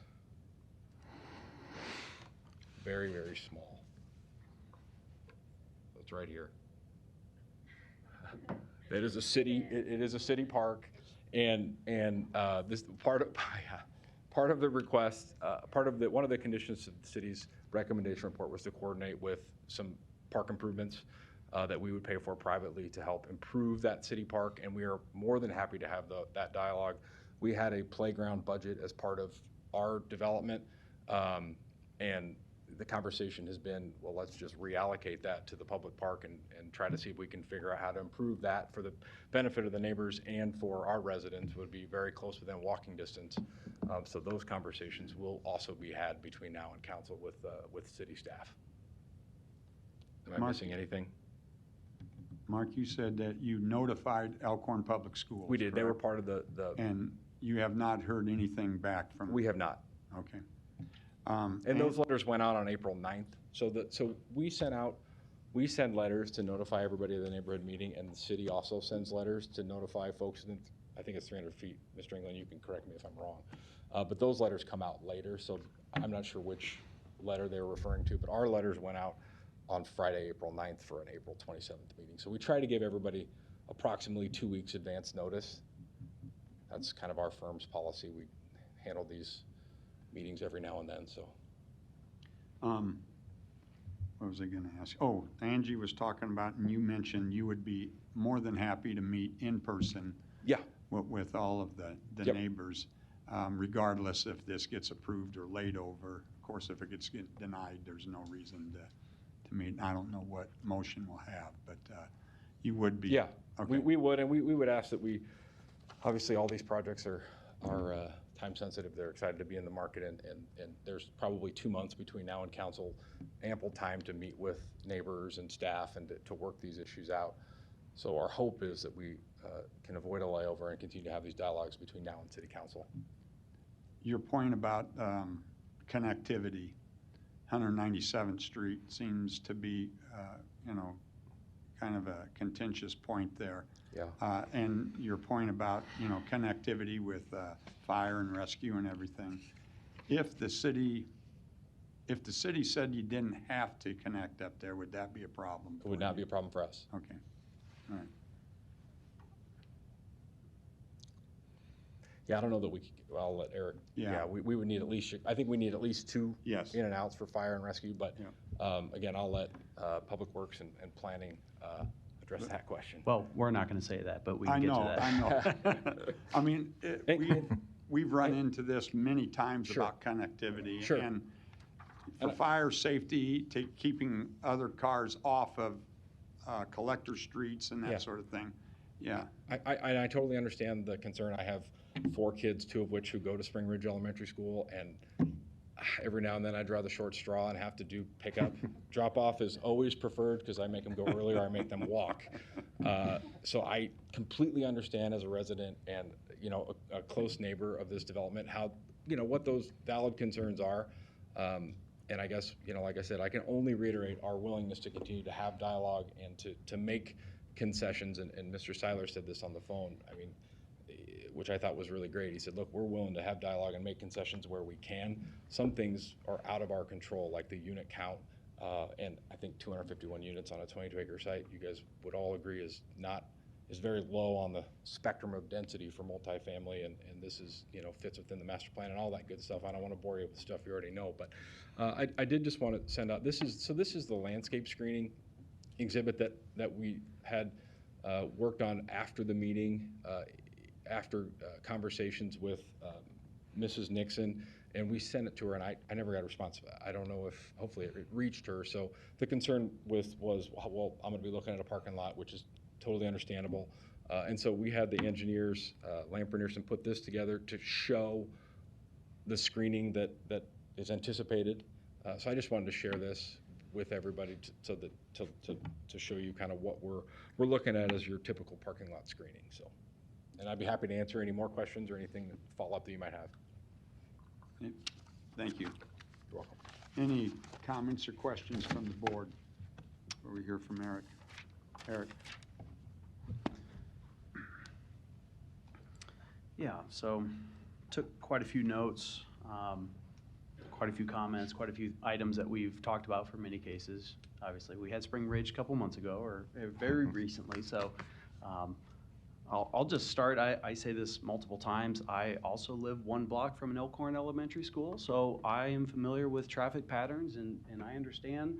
And it's not just Elkhorn School District, it's Millard, it's District 66 and OPS as well. And our Public Works Department works diligently with those school districts on access and improving access all the time. So I just want to throw that out there and start. And I know schools can be difficult a couple times a day. Absolutely. That is a situation that exists today, whether this goes in or not. So this is a revised preliminary plat and final plat.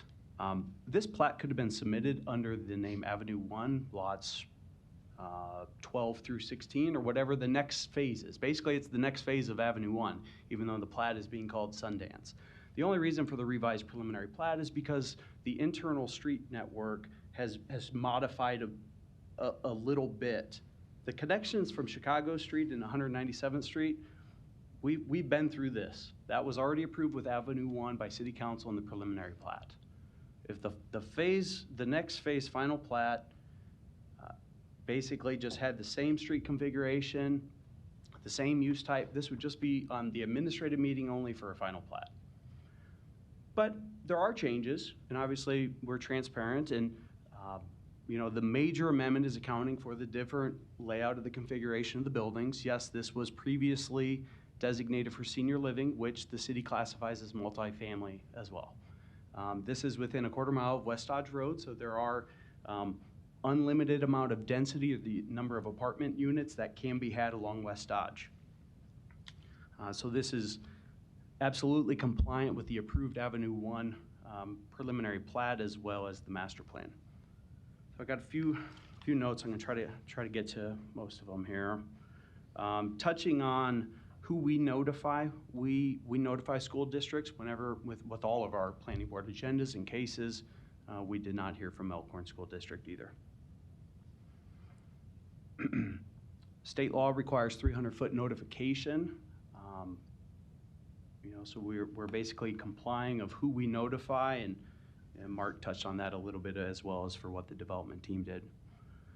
So this is the process. Nobody's slipping anything by or trying to, I mean, the major amendment is the process that goes through planning board and city council that allows for the change when you have a mixed-use development agreement. The mixed use has not been activated yet on this site because it had not been final platted.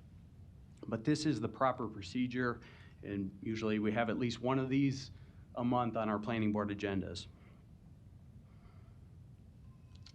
Neighborhood connectivity is very important for the city, whether planning, public works, parks, all of our departments. Neighborhood connectivity is very essential. I know that Casey had mentioned 3 connections, Cleveland, Farnham, maybe Harney, I'm not sure of the third one. Those have always been intended to connect and be extended. Those were not permanent cul-de-sacs that were put in place, and the same is said for 197th Street and Chicago Street. So the intention was always to develop and connect those street networks for the next development that occurs. Public Works frequently gets into discussion points about if you do not have those connection points and you're forcing everyone to go to an arterial street to meander around when there's higher speeds, it just leads to more traffic accidents on those arterial streets. So inter-neighborhood connectivity is vital for that. Does it make sense if this apartment, if somebody wanted to go to 204th and Pacific, that they need to head east to 192nd Street to the arterial where there's higher speeds when driving through the neighborhood that they're a part of? I mean, it only makes sense for the master plan and city policies. As far as a master plan park, I cannot speak to what happened with the 2006 annexation. That was just prior to my time. Parks Department is included with this recommendation report, and I have never heard, I personally worked on the Gateway Park and the Avenue 1 reports when they've gone through over these past 8 or 9 years. I don't recall ever hearing that comment. I don't know if on the northwest corner of Lawrence Youngman Lake, I don't know. I don't know the history of that.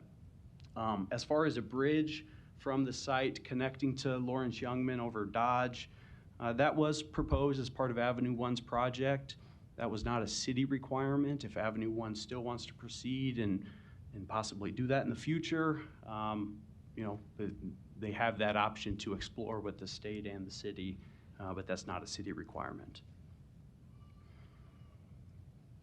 I think that's most.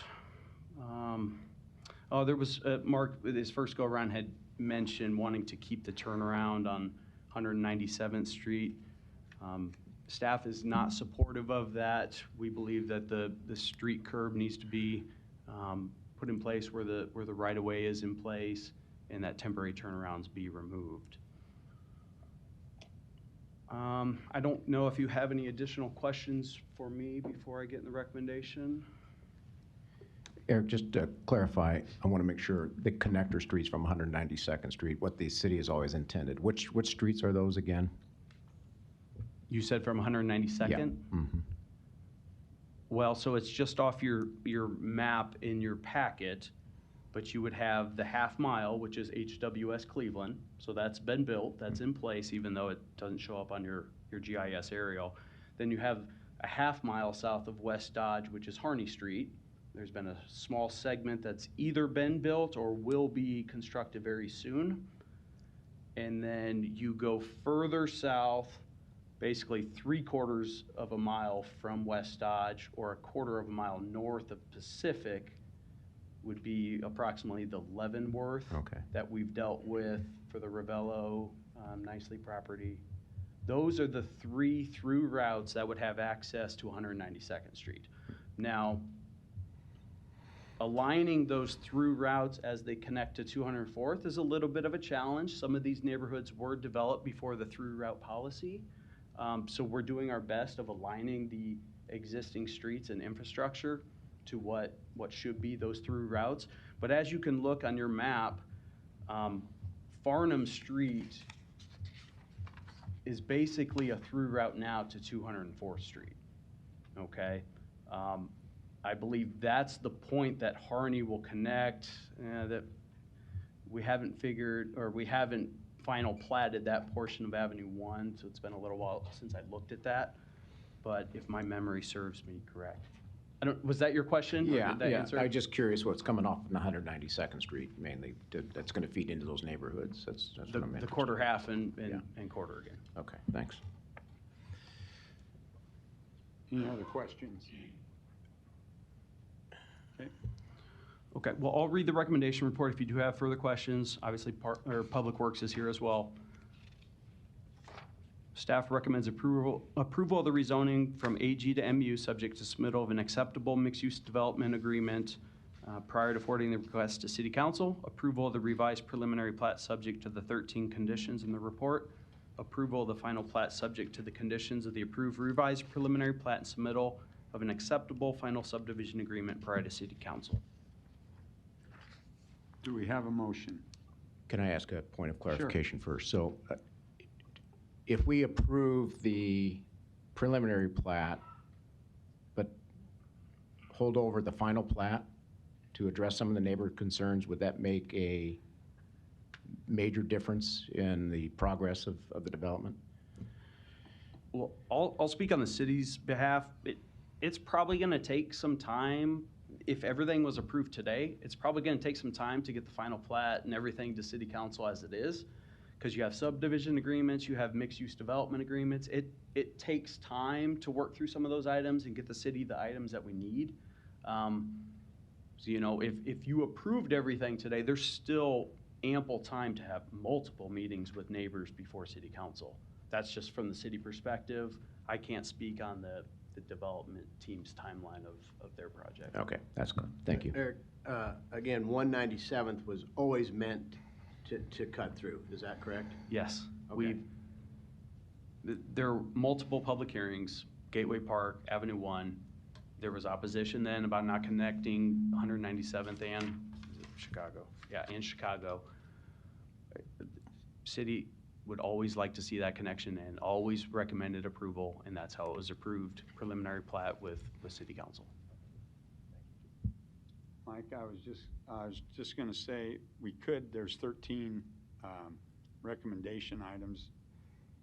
What if you added a 14th to that, to have an in-person meeting with the neighbors of the area? Yeah, and I would just say that's mostly what I'm concerned with is the outreach to the neighbors. Amongst other things, you guys brought up some great points, and I'll just make my comments now. But I know a little something about school traffic, and I will tell you that that school, as Eric mentioned, that's a problem throughout the metro area.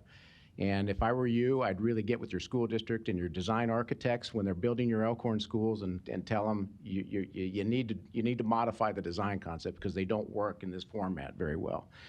So I'm a little sympathetic to that, obviously. I am not opposed to this development at all. I think the development is fine, but I do think it's important for the conversations to occur in person as much as possible so that you can get that feedback and so that you're not maybe going to be completely satisfied, but at least you will get some of the questions addressed. And the fact, there's a discrepancy between 15 or 20 people and 4 people in attendance, just get everybody together and have a conversation. So I would probably go ahead, I'm going to go ahead and make that motion. I'm going to go ahead and make the motion to approve the rezoning from AG to MU, subject to submittal of an acceptable mixed-use district development agreement in compliance with all applicable regulations prior to forwarding the request to City Council, and approval of the revised preliminary plat subject to the 13 conditions outlined in the report, but I'm going to add that 14th condition, which is to have a live in-person meeting with the school district representatives as well as the neighborhoods and the neighborhood associations,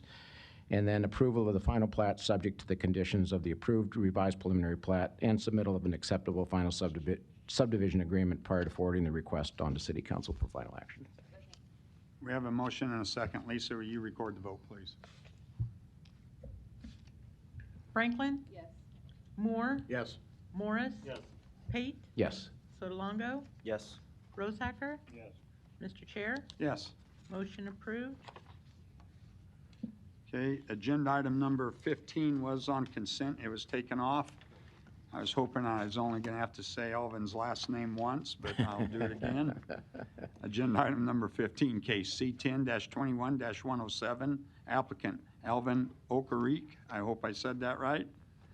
Request rezoning from DR to R5, location 8557 Boyd Street. Is the applicant here?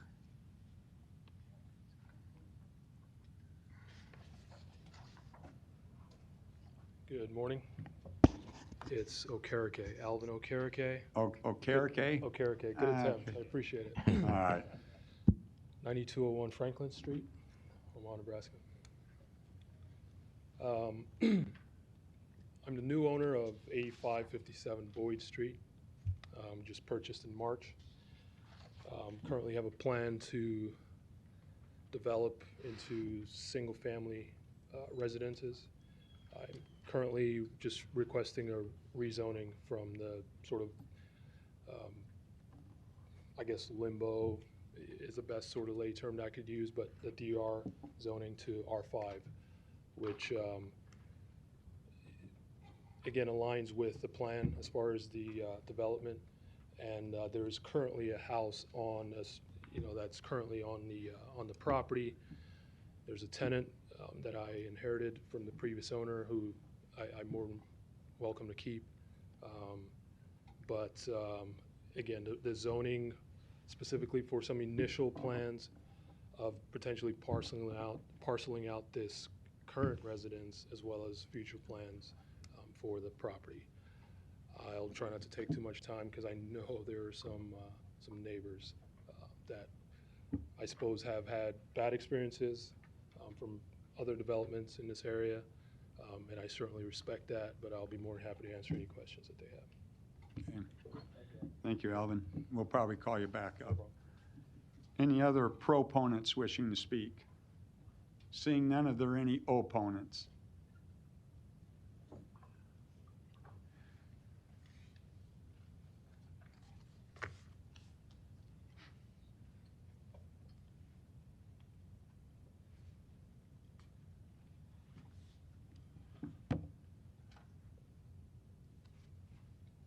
Good afternoon. My name is Richard Hughes, 4110 North 87th Street.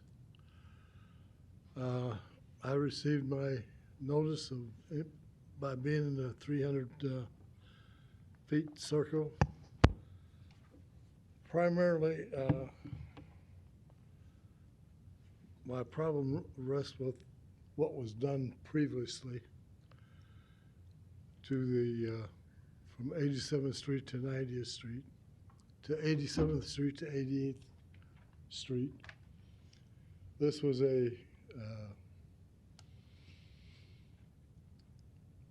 vacant lot that was almost 6 acres, and the Catholic schools was trying to put 461 apartments in there. We convinced the planning board and everybody else that it was totally impossible to have that many apartments in that small an area. They reduced it down to 31 houses. We've lived with that since then. We have not had too much problem. We've had more problem than I like. I've lived at my address for 37 years, and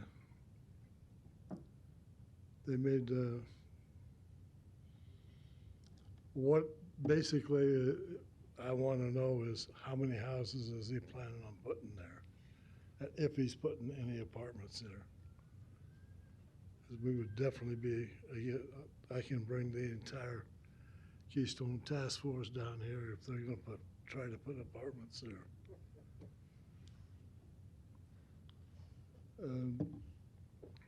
Basically, I'll let him answer that. Okay. That's what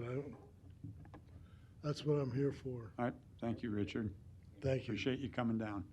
Are there any other opponents wishing to speak? Seeing none, I'll close the public hearing. Alvin, would you come forward again? Give your name and address again, please. And Alvin Okereke, 9201 Franklin Street. Richard Thanks for your time. brought up, he wants to know if you have an idea how many homes or apartments or?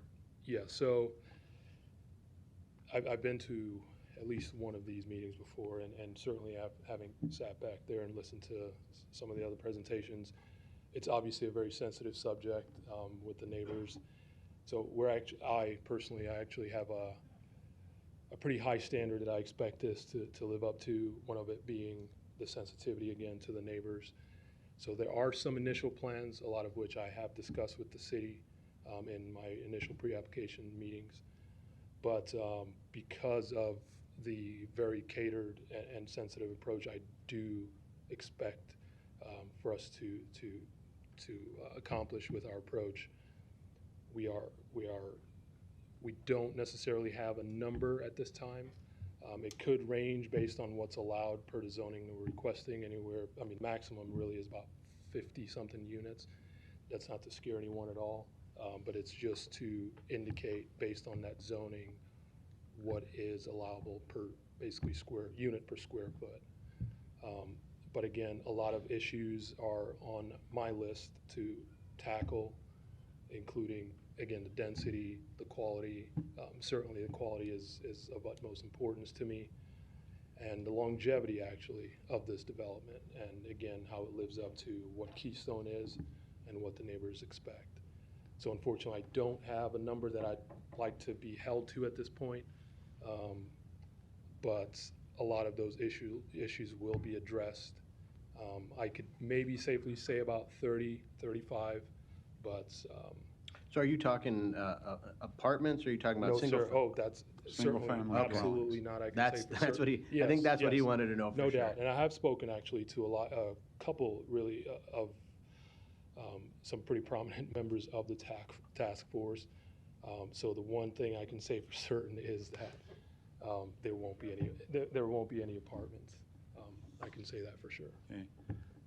And since you don't know exactly what the density will be, you're okay with continuing to have meetings with the neighbors and discuss and work with them? Absolutely. And Yeah. I've actually volunteered, of course, to attend their next meeting. They haven't had meetings in the last, I think, 2 months, or certainly it could be a year. I can't remember now how long it's been. But there may be a meeting next month, but I've spoken to the president, and they're not sure yet.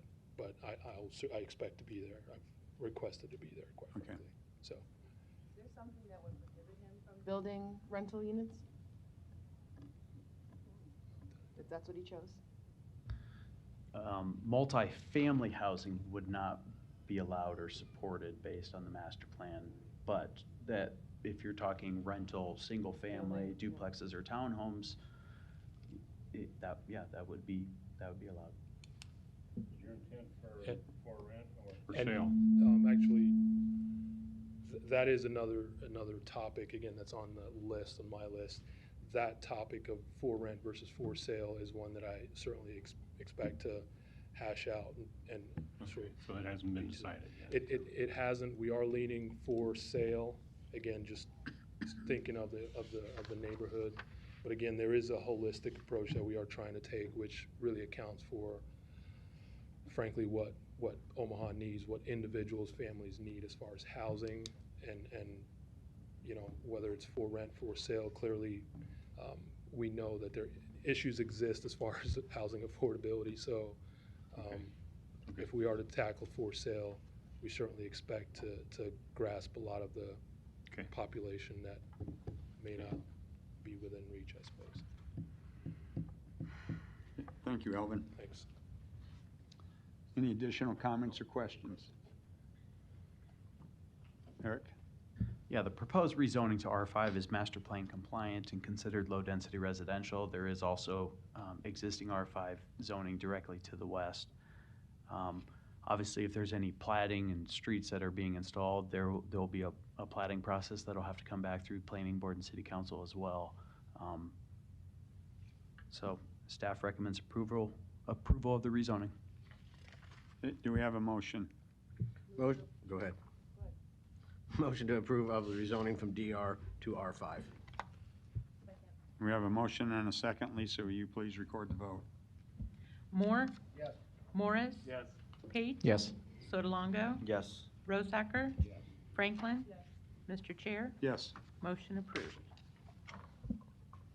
Thank you, Richard, for coming down. Thank you, Alvin.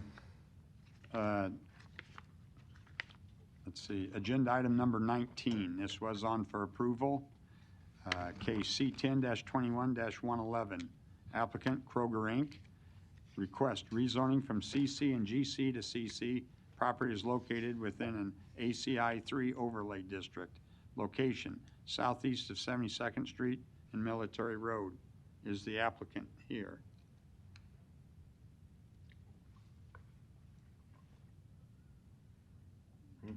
Nope. Doesn't look like it. Okay. Is there any other proponents that wish to speak?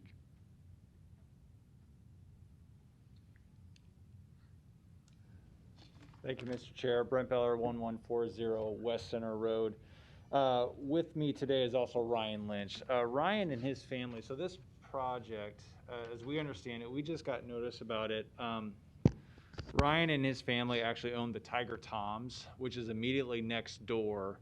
We're not necessarily in opposition to this because it's going to be nice to see this piece of property get redeveloped. But to what Mr. Pate just said, we haven't really had any outreach from the Kroger folks about what's going on. In particular, and sorry, we don't have a better map, but there is a sliver of property that's right here that is striped for parking spaces. Ryan's dad, who owns Tiger Tom's, and the former owner, this is currently under contract, or no, when they sold it to Kroger, the former owner actually had a lease agreement where they actually leased those parking spaces. And so with a new development coming in, when we saw their site plan, which there's a copy right here, we noticed that they've done away with those parking spaces. In addition, they're proposing to close off one of our entry points. Don't object to that necessarily, the closing off of the entry points, but one of the things we want to make sure is that we preserve our rights to have those parking spaces, because that we have a lease agreement, and candidly it was written on a piece of paper and between two gentlemen 30 years ago, but they always abided by that. So we want to preserve our rights. So one of the things that we would ask is if we can just lay this over until we can actually have a conversation with the Kroger folks and somehow get in contact with them so we can make sure that those parking rights are preserved. Because again, we're supportive. We don't necessarily object to the closing off of one of the entry points, but we do want to make sure we don't lose parking spaces as part of this project. So our request is maybe delay it over, give us a little more time to try and find the Kroger folks and get someone to call us back so that we can have that discussion. So just to reinforce that, the lease that you have is somewhat informal. And is there a termination date or anything on it? No. That is the lease agreement. So I'm sure they've framed this and put this in their office, but that is the lease agreement that they always abound by. And it does say that either party can terminate with 30 days notice, but as we said here in 2021, no one has terminated it, so. Yeah. Okay. Thank you. You know what we do. I don't oppose development. We just need some time to kind of preserve these rights, and so that's why we're not saying we're not in favor of the project, but we do want to make sure the parking rights get preserved. Okay, thank you, Brent. I think I was still asking for the proponents. Mhm. Are there any other proponents here? Seeing none, are there any opponents that wish to speak? Seeing none, I'll close the public hearing. Additional comments or questions before we hear from Eric? Yeah, this is a simple split zoning matter. We have a recommendation for approval, but staff's not opposed to a layover if that's the route you choose. Okay. Do we have a motion? Well, since the applicant's not here, I would motion to lay over this. Second. We have a motion and a second. Lisa, will you record the vote, please? Morris? Yes. Pate? Yes. Sotolongo? Yes. Rosacker? Yes. Franklin? Yes. Moore? Yes. Mr. Chair? Yes. Motion to layover approved. Agenda item number 20, case C11-21-112, applicant Stephen Held. It was on for layover. It was pulled off. Request approval of a PUR plan unit redevelopment overlay district. Location southwest of 33rd and Mason Streets. Are you Stephen? Yep. Okay, I thought so. Stephen Held, 11506 Nicholas Street. I'm here on behalf of the developer and the current owner, Uptown Properties LLC. Can you guys hear me all right? And I'm accompanied by my attorney, Mike Carter, and Kyle Hazy with E&A. Our civil is here as well. Really, we're not really here to present. We know this is being laid over. We're on board with that per the city's recommendations. We're here to listen to the concerns and objections and I guess answer any questions the board might have. But, you know, we plan on coordinating with the neighbors after this to get a meeting set up and you know, we want to get to it right. We met with Leavenworth Neighborhood Association back in March and discussed this project. So yeah, we have had a meeting with the neighborhood. So that's all I have right now. All right, thank Thanks. you. Any other proponents wishing to speak? Seeing none, are there any opponents wishing to speak?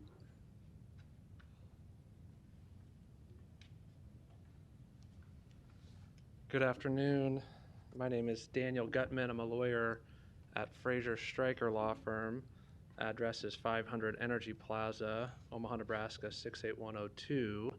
I'm here on behalf of a number of members of the Leavenworth neighborhood, and I think we were going to have some people talk. I think for purposes of time, we will not do that, but if the board's okay, I'd like some of the members to raise their hand. Many of them took off work. Many more had to leave because of time. Thanks for coming down. Appreciate it.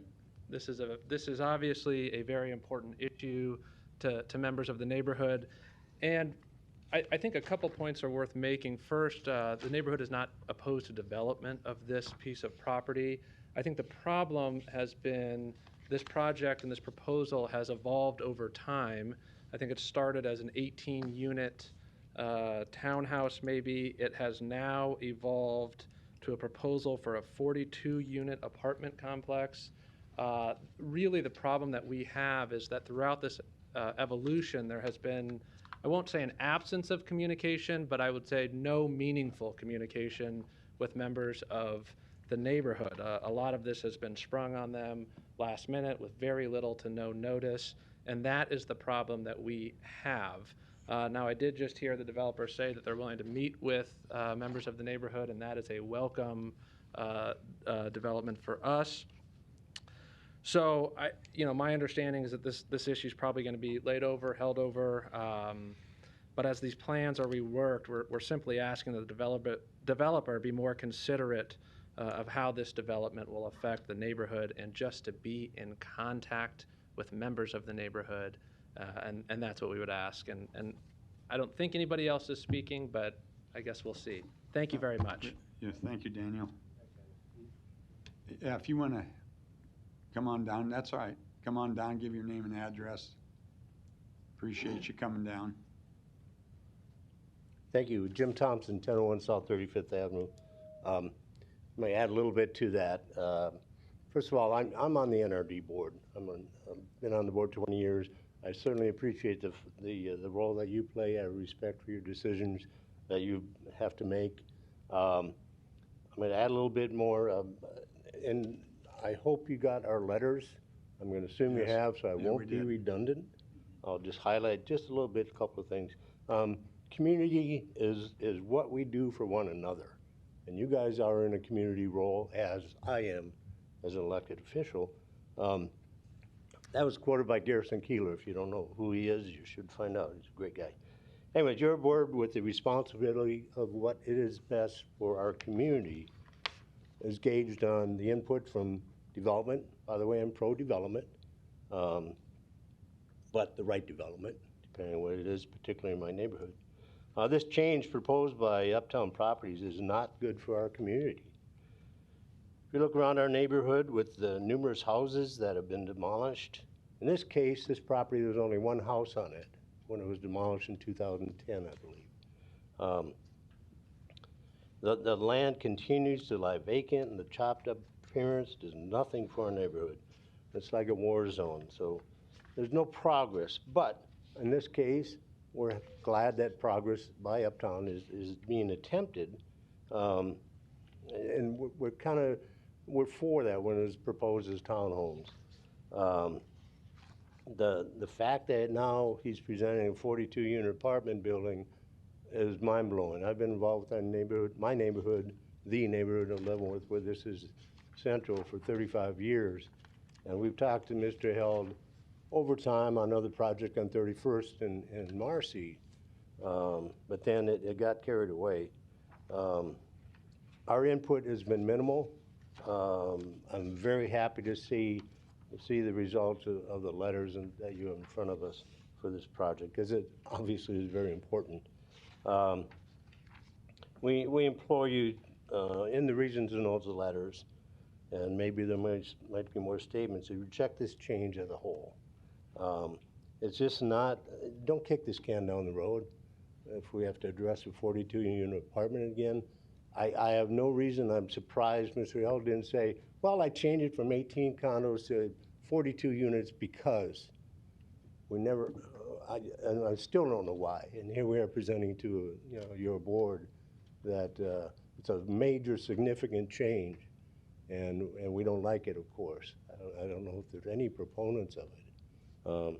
I'll leave it with that. I'll certainly be available for any questions that you might have. Thank you. Thank you, Jim. Any other opponents wishing to speak? Okay, seeing none, I'm going to close the public hearing. Eric, well, any additional comments or questions from the board? Eric. Do you want to bring Steve back up? Oh, yeah, I guess I could. I think, come on up, Steve. I'm sorry. I guess the reason I didn't ask you to come up, and I should have, you'd already agreed to have more meetings. Yeah, you go forward with this. We want to get to a resolution. I'm not coming back up until we, I guess, have met with them, have, exhausted, everything we can to get to something that works, so. Yeah. And there's difficulties with this site. Yeah. With the slope and everything, so. Yeah. To answer their question, I've exhausted like every ounce of me trying to make urban for sale townhomes work.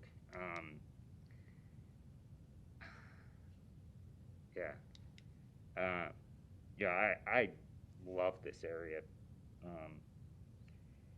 And, we were building momentum going into last year. We got Legacy, the second biggest home builder in the state, to be our partner.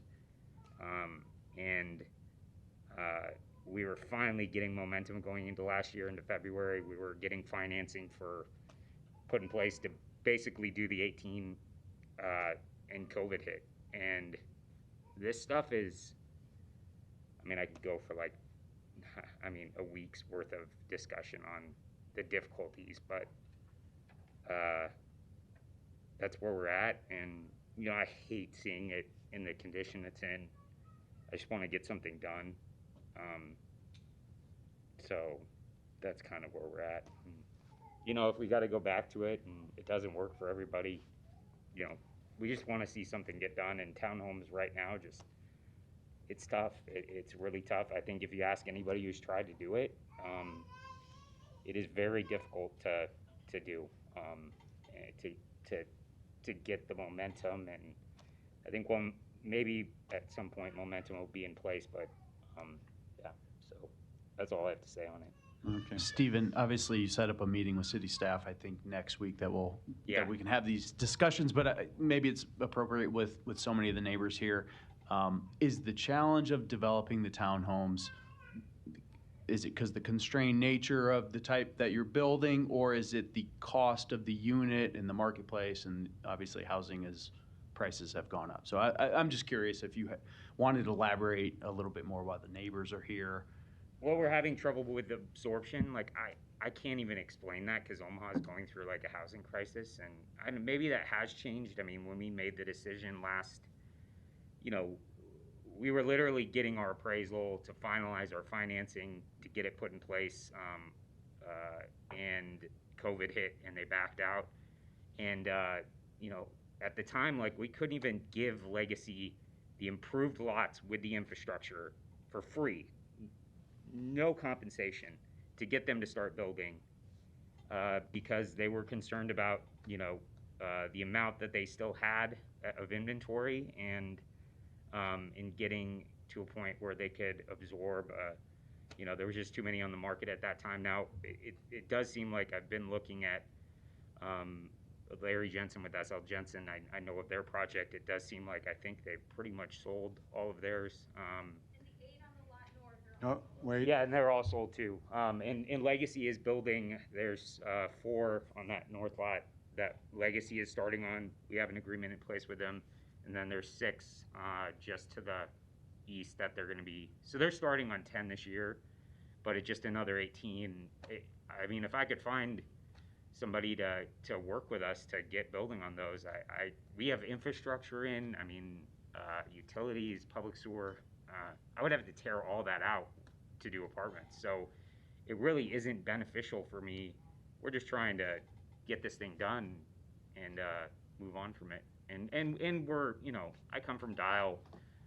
Our guys are, we're long-term owners of real estate. So if we built this as apartments, we're in the long game. We rarely ever sell anything, and we treat it as such. So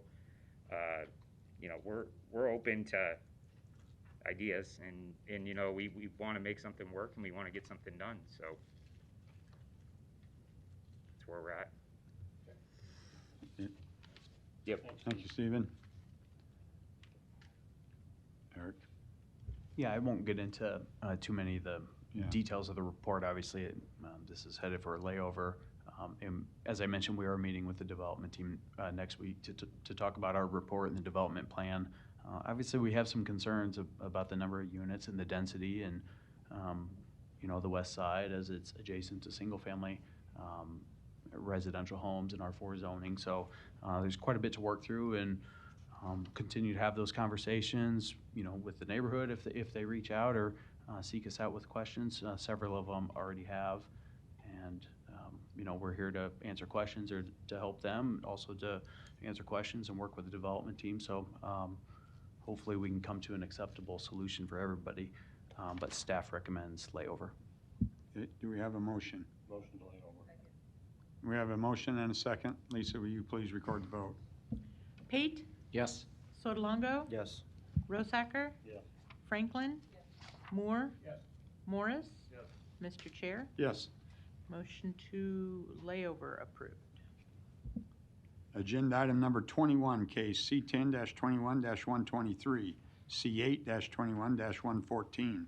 Applicant Baxter Development. Request approval of a special use permit to allow assisted living in the R5 district with a waiver to section 55206 height to allow a 42-foot tall building along with approval of the MCC overlay district. Location 445 South 193rd Street. May we hear from the applicant, please? I'm Kyle Hazy with E&A Consulting Group, 10909 Mill Valley Road, Omaha, Nebraska, representing the applicant Baxter Development. The parcel that we were discussing today is in the southwest corner of 192nd and Harney Street. It's an 8.6 acre lot that is currently zoned R5. We're requesting that be R5 with an MCC overlay, and also a special use permit to allow assisted living within the R5 zoning. We're also asking for a waiver on the sign square footage to allow 75 square feet of signage for the property, and for the building height waiver to allow a 42-foot building. The building on that waiver, the majority of that height that goes over the allowed amount is for architectural features within the building. The assisted living Building will consist of 154 units. That'll be a mix of assisted living, independent living, and memory care. There's also a proposal for Phase 2 on the west side of the property to have some twin homes, duplex type units where residents can live there, and then as their life progresses and moves in different stages, they can move into the assisted living or independent living within the building itself. The building will be, I mentioned, it'll be a 3-story building at some portions, but there's also 1-story and 2-story components based on their uses throughout the building. They do have, besides the living component, they will have a pool, medical, physical therapy facilities on site, salon services, restaurants, and a lounge area as well. So I'll make myself available for any questions that you may have. Thank you, Kyle. Any other proponents? Seeing none, are there any opponents? Seeing none, I'll close the public hearing. Additional comments, questions from the board? Eric. Obviously, Kyle gave a good review. Seems like a top-level facility based on the description and everything that we've received. He mentioned the height waiver, which can be incorporated into the use permit. Staff is acceptable. There's no immediate adjacent from, single-family residential, except for the new ones that are being planned directly southwest. As well as the signage, staff is supportive of a maximum of 75 square feet, whether that's in one sign or 2 signs on the northeast and northwest as monument signs. So that would require a waiver from the Zoning Board of Appeals, but with the civic use on a large site like this, staff is generally acceptable to those increases in the sign code, which the sign code really limits the amount of signage as we have several cases that kind of touch on that same article. There's a few items that we'll have to finalize before the special use permit goes to City Council, but staff recommends approval of the waiver to Section 55-206 height to allow a 42-foot tall building, approval of the MCC overlay district, and approval of the special use permit subject to the 9 conditions in the recommendation report. Do we have a motion? A motion for approval of the waiver to Section 55-206 height to allow a 42-foot tall building, approval of the MCC overlay district, and approval of the special use permit subject to the 9 conditions in the recommendation report. We have a motion and a second. Lisa, will you please record the vote? Sotolongo? Yes. Rosacker? Yes. Franklin? Yes. Moore? Yes. Morris? Yes. Pate? Pate, yes. Mr. Chair? Yes. Motion approved. Agenda item number 22, case C8-21-120, applicant Heather Kirk, request approval of a special use permit to allow large group living in the R7 district with a request for reasonable accommodation. Location 2052 and 2054 Deer Park Boulevard. May we hear from the applicant, please? Good afternoon, Larry Rowland of the Gooseman Law Firm for the applicant, Heather Kirk as the Executive Director of Santa Monica, Inc., a nonprofit 501c3 interested in addiction recovery for women. And this is an expansion of the Vinton Park area, 2052 to 2054 Deer Park Boulevard is zoned R7. We communicated with beyond the scope, just because we've been down this road before, and we want to make sure that all the neighborhoods and the neighborhood associations are aware of Santa Monica's presence in their neighborhood. So the boundaries were 23rd Street to the west, Grover Street to the south, 20th Street to the east, and Spring Street to the north, with communications with Deer Park Neighborhood Association and the South Omaha Neighborhood Alliance. I apologize. Virtual open house was held on March 30th. There is no structural changes or landscaping changes or parking changes that need to be done to this facility. It's literally just a special use permit to allow for more than 8 individuals to be able to reside at this specific location. That would expand the continuum of coverage that Santa Monica provides to its clients. We are in complete agreement with the recommendations, the requirements being requested by the Planning Board to allow for the special use permit to be approved, and welcome any questions that you may have. Okay. Thank you, Larry. Any other proponents wishing to speak? Seeing none, are there any opponents?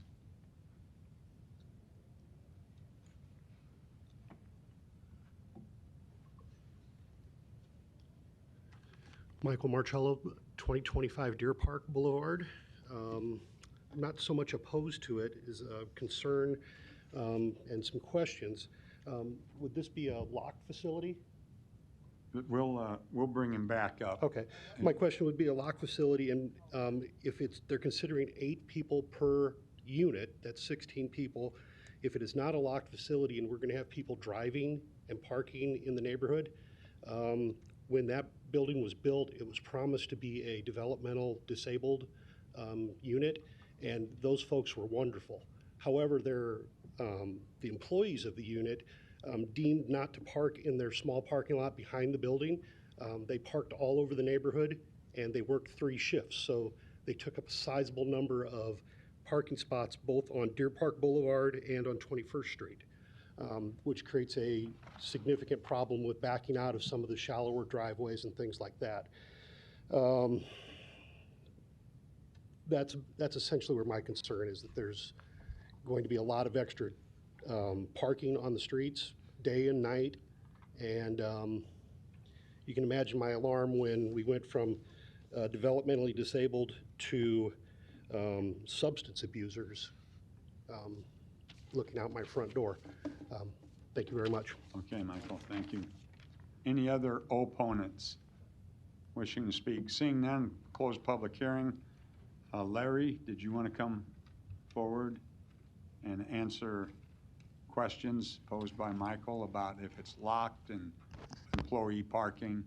And I do apologize, I don't want to get into the weeds too much, but addiction is a disability. It's just of a different nature and a different type, and that's why the reasonable accommodation request came with it as well. It will not be a locked facility. Individuals who are clients or residents there aren't allowed to have vehicles. So the only vehicles would be those employees, and those are more than, the spots on the property are more than sufficient to take care of their parking needs. I can't speak to why previous employees didn't want to park in the lot and parked on the streets, but again, there's enough parking spots to allow for all the employees to do that as well. The specific request for a large group home is something more than 8 individuals. The state of Nebraska limits the number of clients that can exist in any one facility for Santa Monica's license to 16. That doesn't mean that if approved on day 1 that there's 16 residents that would be moving into that facility.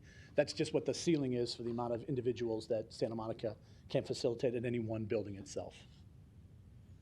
If I'm missing anything, Heather? Well, and Larry, just a point of clarification for the neighbor. These women are not currently using and drinking, otherwise they can't stay at the program. That is correct. And again, depending on where they are in the continuum of coverage, you know, they could be closer to the beginning end, which is them 30+ days without, or they could be closer to the end, 1 year without. And again, it's just a more expanding the continuum of coverage. We started in the Blackstone area, and now we're beginning to move throughout the other parts of the city, and that's what has us in the Vinton Park area. Okay. Thank you, Larry. Any comments or questions from the board? Eric. Yeah, there are not too many items that I need to point out, and Larry did a good job of summarizing the use. You know, there's just a few points of clarification with the operating statement that we'll need before proceeding to City Council, so Larry can get those items to us pretty quick. Obviously, this is a well-run organization that has history here in Omaha area and provides a very good service to people that are trying to recover and get back on their feet.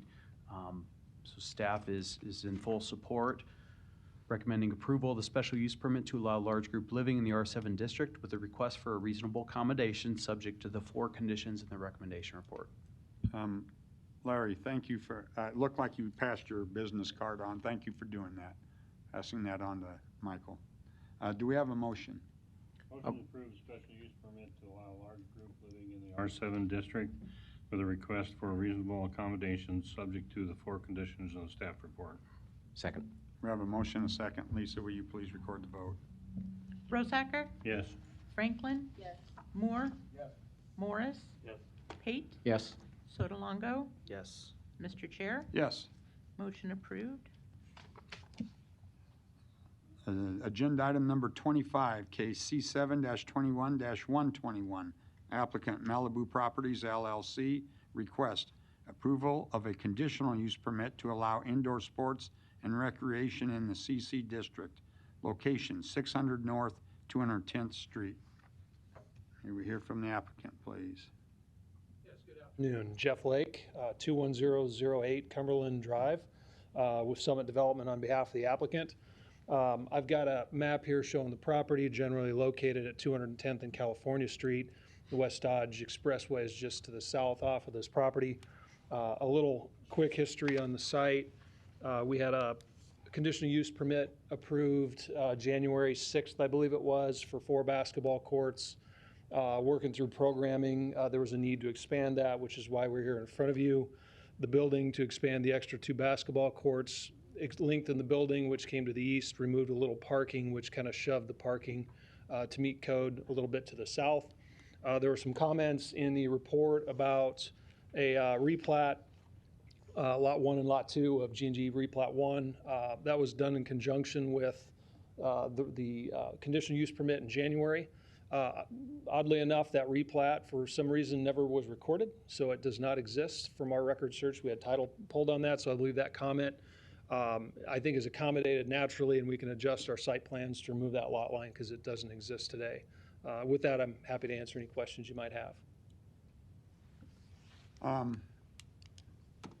We've had multiple discussions upstairs about the UBT Center and the lack of parking, how it gets to be on a weekend when you've got volleyball and basketball tournaments going on. As I understand it, correct, this formula for this is a different parking formula, so there's going to be more stalls available for this unit than how we figured the UBT parking stalls. Yes, that's correct. With the UBT, obviously, there's a separate use permit. Based on the size and the number of parking stalls, we were a little more flexible with, due to the operating statement and what the client thought the parking needs were, and there is that flexibility for this use type with planning and public works directors having input and basically can determine the parking is what the code says. Now, we obviously follow formulas, but we did relax those with the UBT. Now, this specific use permit before you is to a more stringent, just seeing some of the parking concerns and the gravel parking being put in place to accommodate the UBT Center. So the use permit before you does have a more stringent, I'll say, parking requirement. And like we've discussed before, we think it was the overlap between games that was causing the greatest amount of problems. The new formula that you're using or sticking to the formula, and you may not be able to answer this, is that overlap considered in that formula?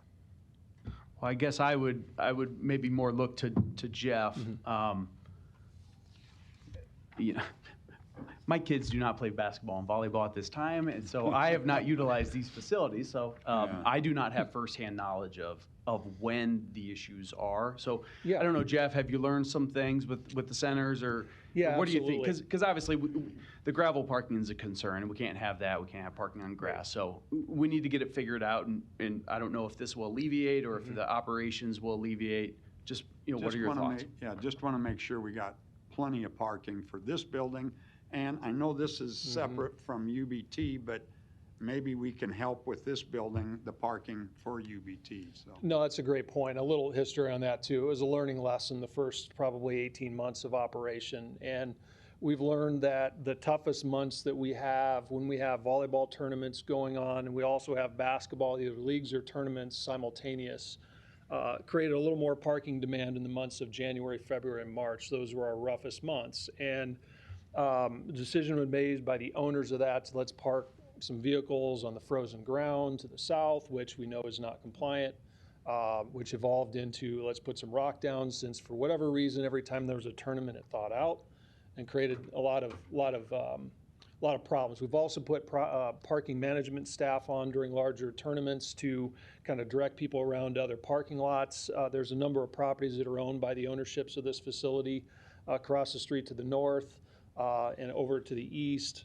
And we've also kind of looked a little bit more at operations and how some of these games work. For example, basketball side has the opportunity to overlap game start times and league start times so that you don't have as big a peaking effect of cars going in and out. You still have a lot of the same parking demand, but the fight for those stalls isn't as extreme, and some of those stalls are getting used a little better versus people saying, I'm just going to park, somewhere I shouldn't. Volleyball also, we've learned with that too, to how to operate that. We've learned that a lot of the people stay all day. So we've tried to encourage people on the volleyball side to go park elsewhere on the properties to the north. Found it's easier. My kids play volleyball and basketball in the facility, so I can relate to this. It's Jeff's taller than I am, sorry. Yes. Pull this up like Mark needed it up. And the other thing we've done is we've kind of looked. So Eric mentioned we've had a lot of conversations with staff too, with indoor sports and rec not having really its own classifications. It's kind of defaulting back to the occupancy loads. We've kind of taken it one step further and started looking at kind of some of our just different types of uses. And it's maybe a little hard to see, but we've looked at how many kids we assume are on a team, how many teams are on a court, how those overlaps work as well with various sort of tournaments and league plays, and kind of put a matrix of what we think we need to have for parking. And ultimately, to accommodate that, this is needs a little bit of cleanup yet, but the areas to the south, so this is the property we're considering here today. The balance of lot 7 to the south, we do plan on building that out with a parking lot and more spaces that we'll own that are flex spaces that don't have weekend demand, so that we can sort of share the parking and not, pave the earth, so to speak, and then still be able to accommodate the tournaments that we have. When this happens, from all of our calculations, we should be able to park everything without spill out onto adjoining properties. We also have some agreements that we've used from time to time with Metro College to be able to park in their lots and bus people over. Unfortunately, that hasn't really caught on, even though it's been offered and announced. So those are all things we're working to try to improve the parking and the traffic flows. Can I ask you just a silly question? Maybe it's silly, maybe it's not, but it just seems that what you're here to get approval of right now, it just seems like the building, either the parking lot's on the wrong side of the building or the building faces the wrong way. I don't quite understand why it's that direction. All your parking's behind the building, and the only parking in front of the building is part of the other facility. Yeah, so the parking, we have a couple of issues. I have a grading plan here too. From a geotech, we used to, our conditional use permit that was approved in January, the building was actually located here, and there was 2 magazines of parking.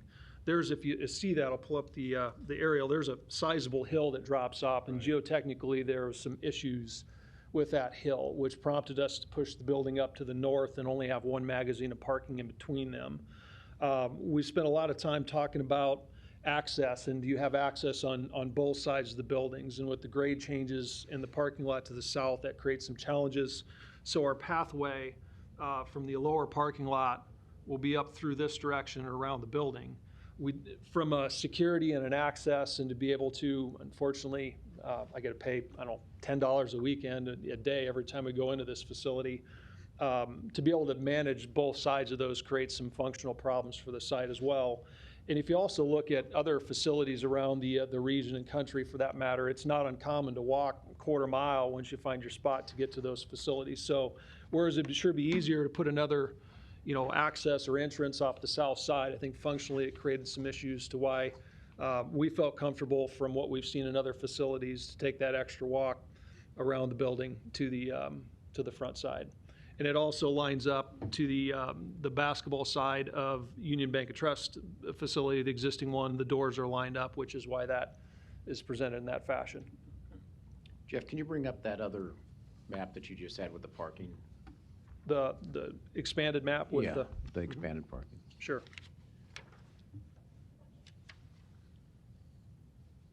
So what's the proposal for that?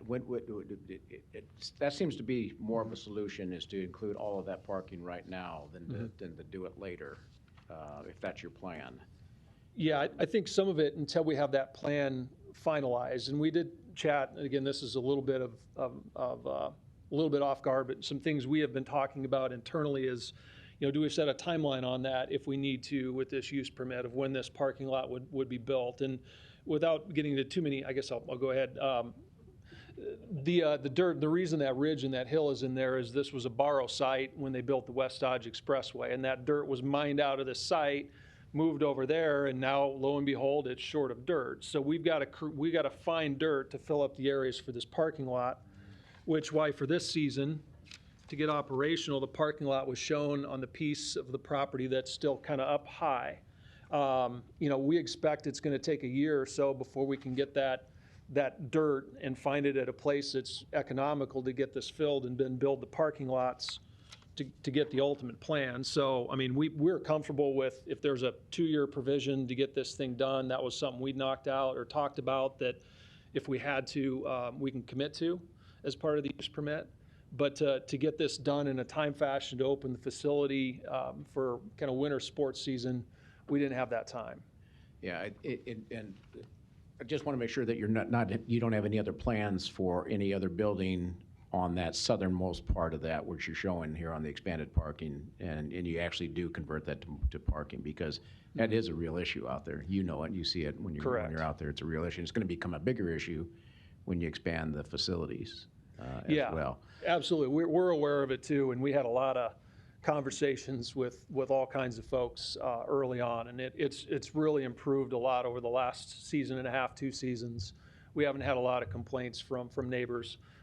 It's still choked down a little bit at 210th in Cumberland, but the folks have figured ways to get out to the west and get to the Skyline interchange, which is really pretty smooth. That would be helpful to have some signage or something telling people you can.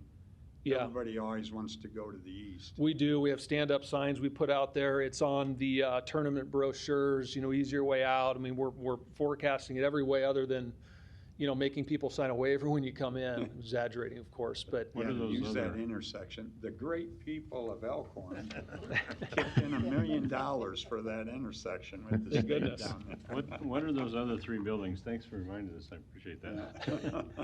What are those other 3 buildings future proposed to be? Similar? Next year, probably. But I mean, are they similar use? Oh, similar use, yeah, flex space. And we are conscious of that we need that parking to operate the facility. I mean, you can't make guarantees, right? Unless there's some sort of stipulation in this use permit of, we've got to come back in, or some other way you want to do that. We're comfortable with this is the plan we're going to build. We need the parking for the facility. Does that expanded parking absorb all of the rest of the property to the south then, or not? You're putting more you're planning to put more facilities on that more site? flex space that doesn't have weekend demand. That doesn't have weekend demand. Right. So weekday demand hasn't been an issue. It's the tournaments on weekends when they're overlapping in January through March that have been the biggest issue. So I have a question for Eric, and that on the your recommendation report, under number 5, it says coordinating with the planning staff to ensure adequate parking. So my question to you is the application before us with the parking shown, is that adequate? It's hard because there's this relationship and, and there's cross-access easements. The plan before you, the parking, we believe is acceptable to a more stringent requirement and more parking than what we did with the larger UBT. Okay. We added number 5, that's specifically for the UBT, saying we need to make sure that gets worked out. Because if there continues to be a parking problem, basically we're going to look at that original use permit, the UBT on the north, and say we got to figure this out. Okay. So, obviously staff did not want to see of paving that's not used, and so we're willing to reduce that. Now, in hindsight, did we reduce it too much? Perhaps, or maybe just better operation if we can get there. because we don't want a sea of unused parking that's not utilized for the majority part of the time, but we can't have the parking on the grass or gravel. So, if the applicant and the owner and the operators can continue to refine and hopefully keep this thing in compliance, otherwise we're going to have to look at that north conditional use permit and say, we got to figure this out, bring that back, and whether that's more parking directly to the south of this new site. So are both properties identical ownership then? They are. They will be. Yes. Okay. I say that on a yes, is Lot 1 and Lot 2 were scheduled to have different ownerships, but that replat wasn't recorded, so it's going to be that way until we bring in the balance of Lot 7 development plan. Okay, so we can go to conditional use and in the future and reanalyze what we did? Yes. To change the use of UBT? Well, you can bring that back to have that discussion, that saying parking is not adequate. Because there was one of the conditions of approval that, continue to coordinate with staff basically to make sure that parking is acceptable. So we have a condition in place for that. That's in perpetuity, so to speak? Yes. Then we have that, the city has that opportunity. Yes. If the use is not adequate. So technically, with the gravel parking lot, we could have brought it back and, brought it back to the planning board and have that conversation. Sure, but absent that, if they're doing everything they said they were gonna do, and we're still having a problem, do we have an opportunity to come back? Yeah. Okay, so then I understand. That would be on the original CUP if we meet the Yeah, parking on the new. Or this in the future, if we pass it as is, so. Is the concern, sorry to keep asking questions, was it that we've got some non-compliant parking that seems like it satisfied the demand, now we're taking that out? Are we opening up Pandora's box? Is that kind of, if I'm hearing correctly, some of the concerns? Okay. In the statement of proposed use that you talked about, the applicant, the owners have more properties and an additional 225 parking spaces are available. What buildings or what parking lots are those in? Sure. So the off-site parking that we have listed here, so 725 and 200 North 210th, that's southeast corner of 210th and Cumberland. We have 40 stalls there that we own and manage. 20910 Cumberland, that's just to the east of that. There's several weekend businesses in there, not the putt-putt place, but the building to the east. Yeah, we got a letter, I think that the insurance agency is to the east. Yeah, complaining IMS. about using that parking lot. That was early. I hopefully haven't seen anything lately because that's all been. I don't know when this was dated. Let me. Yeah, if that's recent, that's news to us. It dated April 29th. Okay. They have not reached out to us on that. There's signage out there too for no parking, and I have not experienced or seen that happening. Doesn't mean it hasn't. I've seen that in the Amish furniture parking lot. No UBT parking, but. Okay, I'm sorry, keep going. Oh, you're fine. Christensen Lumber, it's across the street to the north of Cumberland. Our office across the street to the north of Cumberland. California Circle is to the east of the site. And then there's some, so we, like Amish, for example, we sold them that building. And if we needed to, we could reach out to them for a lease for some existing spaces. We have not. It wasn't part of our agreement to sales, but I see that's a zero, but I have a line item for it. And then we have some additional parking and some flex space, 20910 California, so 20910 and 2920 California Circle. So all that adds up to about 228 stalls. What building is that, 20920 California Circle? The flex industrial space east of the Elkhorn Training Center, ETC. Down in, okay. Down. And then California Circle, the cul-de-sac, there's the ability to park on one side of the street there too. Jeff, those you have to cross a street to get. You do. Yeah, and that, so to me that becomes a safety issue. And that's nice that you have the availability of those parking stalls. But I think the real answer is to make sure that we have adequate parking on the site that you own or that Malibu owns, because that's. You always worry about people that cross the street. There's no crosswalks, there's no lights, right? They cross at their own risk. So I think the real answer is to make sure that there is plenty of parking for any time of the day or night or weekends for the activities that exist there. So sure. I think we all feel that same way. Yeah. This needs to be solved on UBT and this new facility. Sure. Yeah, the parking. No, we agree. Totally agree. That needs to be efficient, not overparked, and certainly not underparked. We're learning, and it's, from our experiences, it's been a lot better. The first 12 to 18 months was kind of rough. It's been 3.5 years now, I think, something like that, give or Yeah, take. it's a great facility. Mhm. Gets used a lot, especially Yep. on weekends, like you say. Yeah, it does generate a lot of people in the Omaha area. Does have some fairly sizable economic impacts that we're pretty proud of, and it's been Well- successful, but understand the concerns. One last thing where you talked about parking security or people. Have you always done that? Because I've never seen anybody up there doing that. So Yeah, most every tournament, there's one or two gentlemen out there kind of shuffling folks around. They're usually on a UTV, kind of moving people around from place to place. That the first 12, 18 months that didn't happen, but every larger event that takes place. yeah, I read that and I thought I've never seen anybody out there. But all right, but you do have people out Yes. there. All right. Any additional comments or questions? That was the applicant, so you got to go through that. Oh, yeah. Doggone it. Yeah. Any other proponents? Seeing none, are there any opponents? Seeing none, close public hearing. Thanks, Eric. I lost my place. Yeah, I there. didn't know if anybody was here.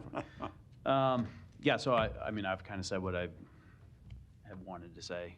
Obviously, our concerns are making sure that we're parking in appropriate paved parking. Staff recommends approval of the conditional use permit to allow indoor sports and recreation in the CC district, subject to the 13 conditions in the recommendation report.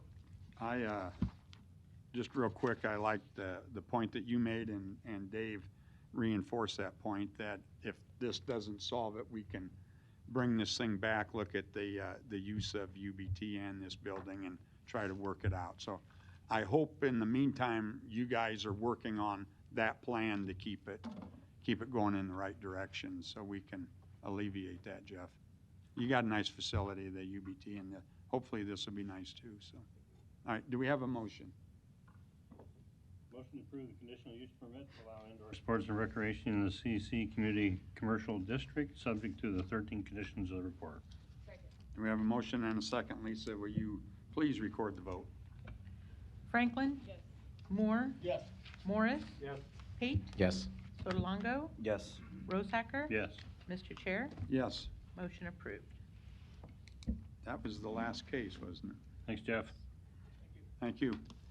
Do we have a motion on last month's pre-meeting minutes? Motion to approve. We have a motion, a second. Lisa, will you record the vote?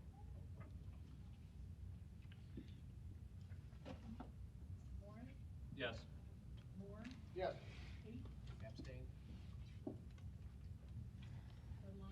Yes. Yes. Yes. Do we have a motion for last month's public meeting minutes? Second. We have a motion and a second. Lisa, will you record the vote? Yes.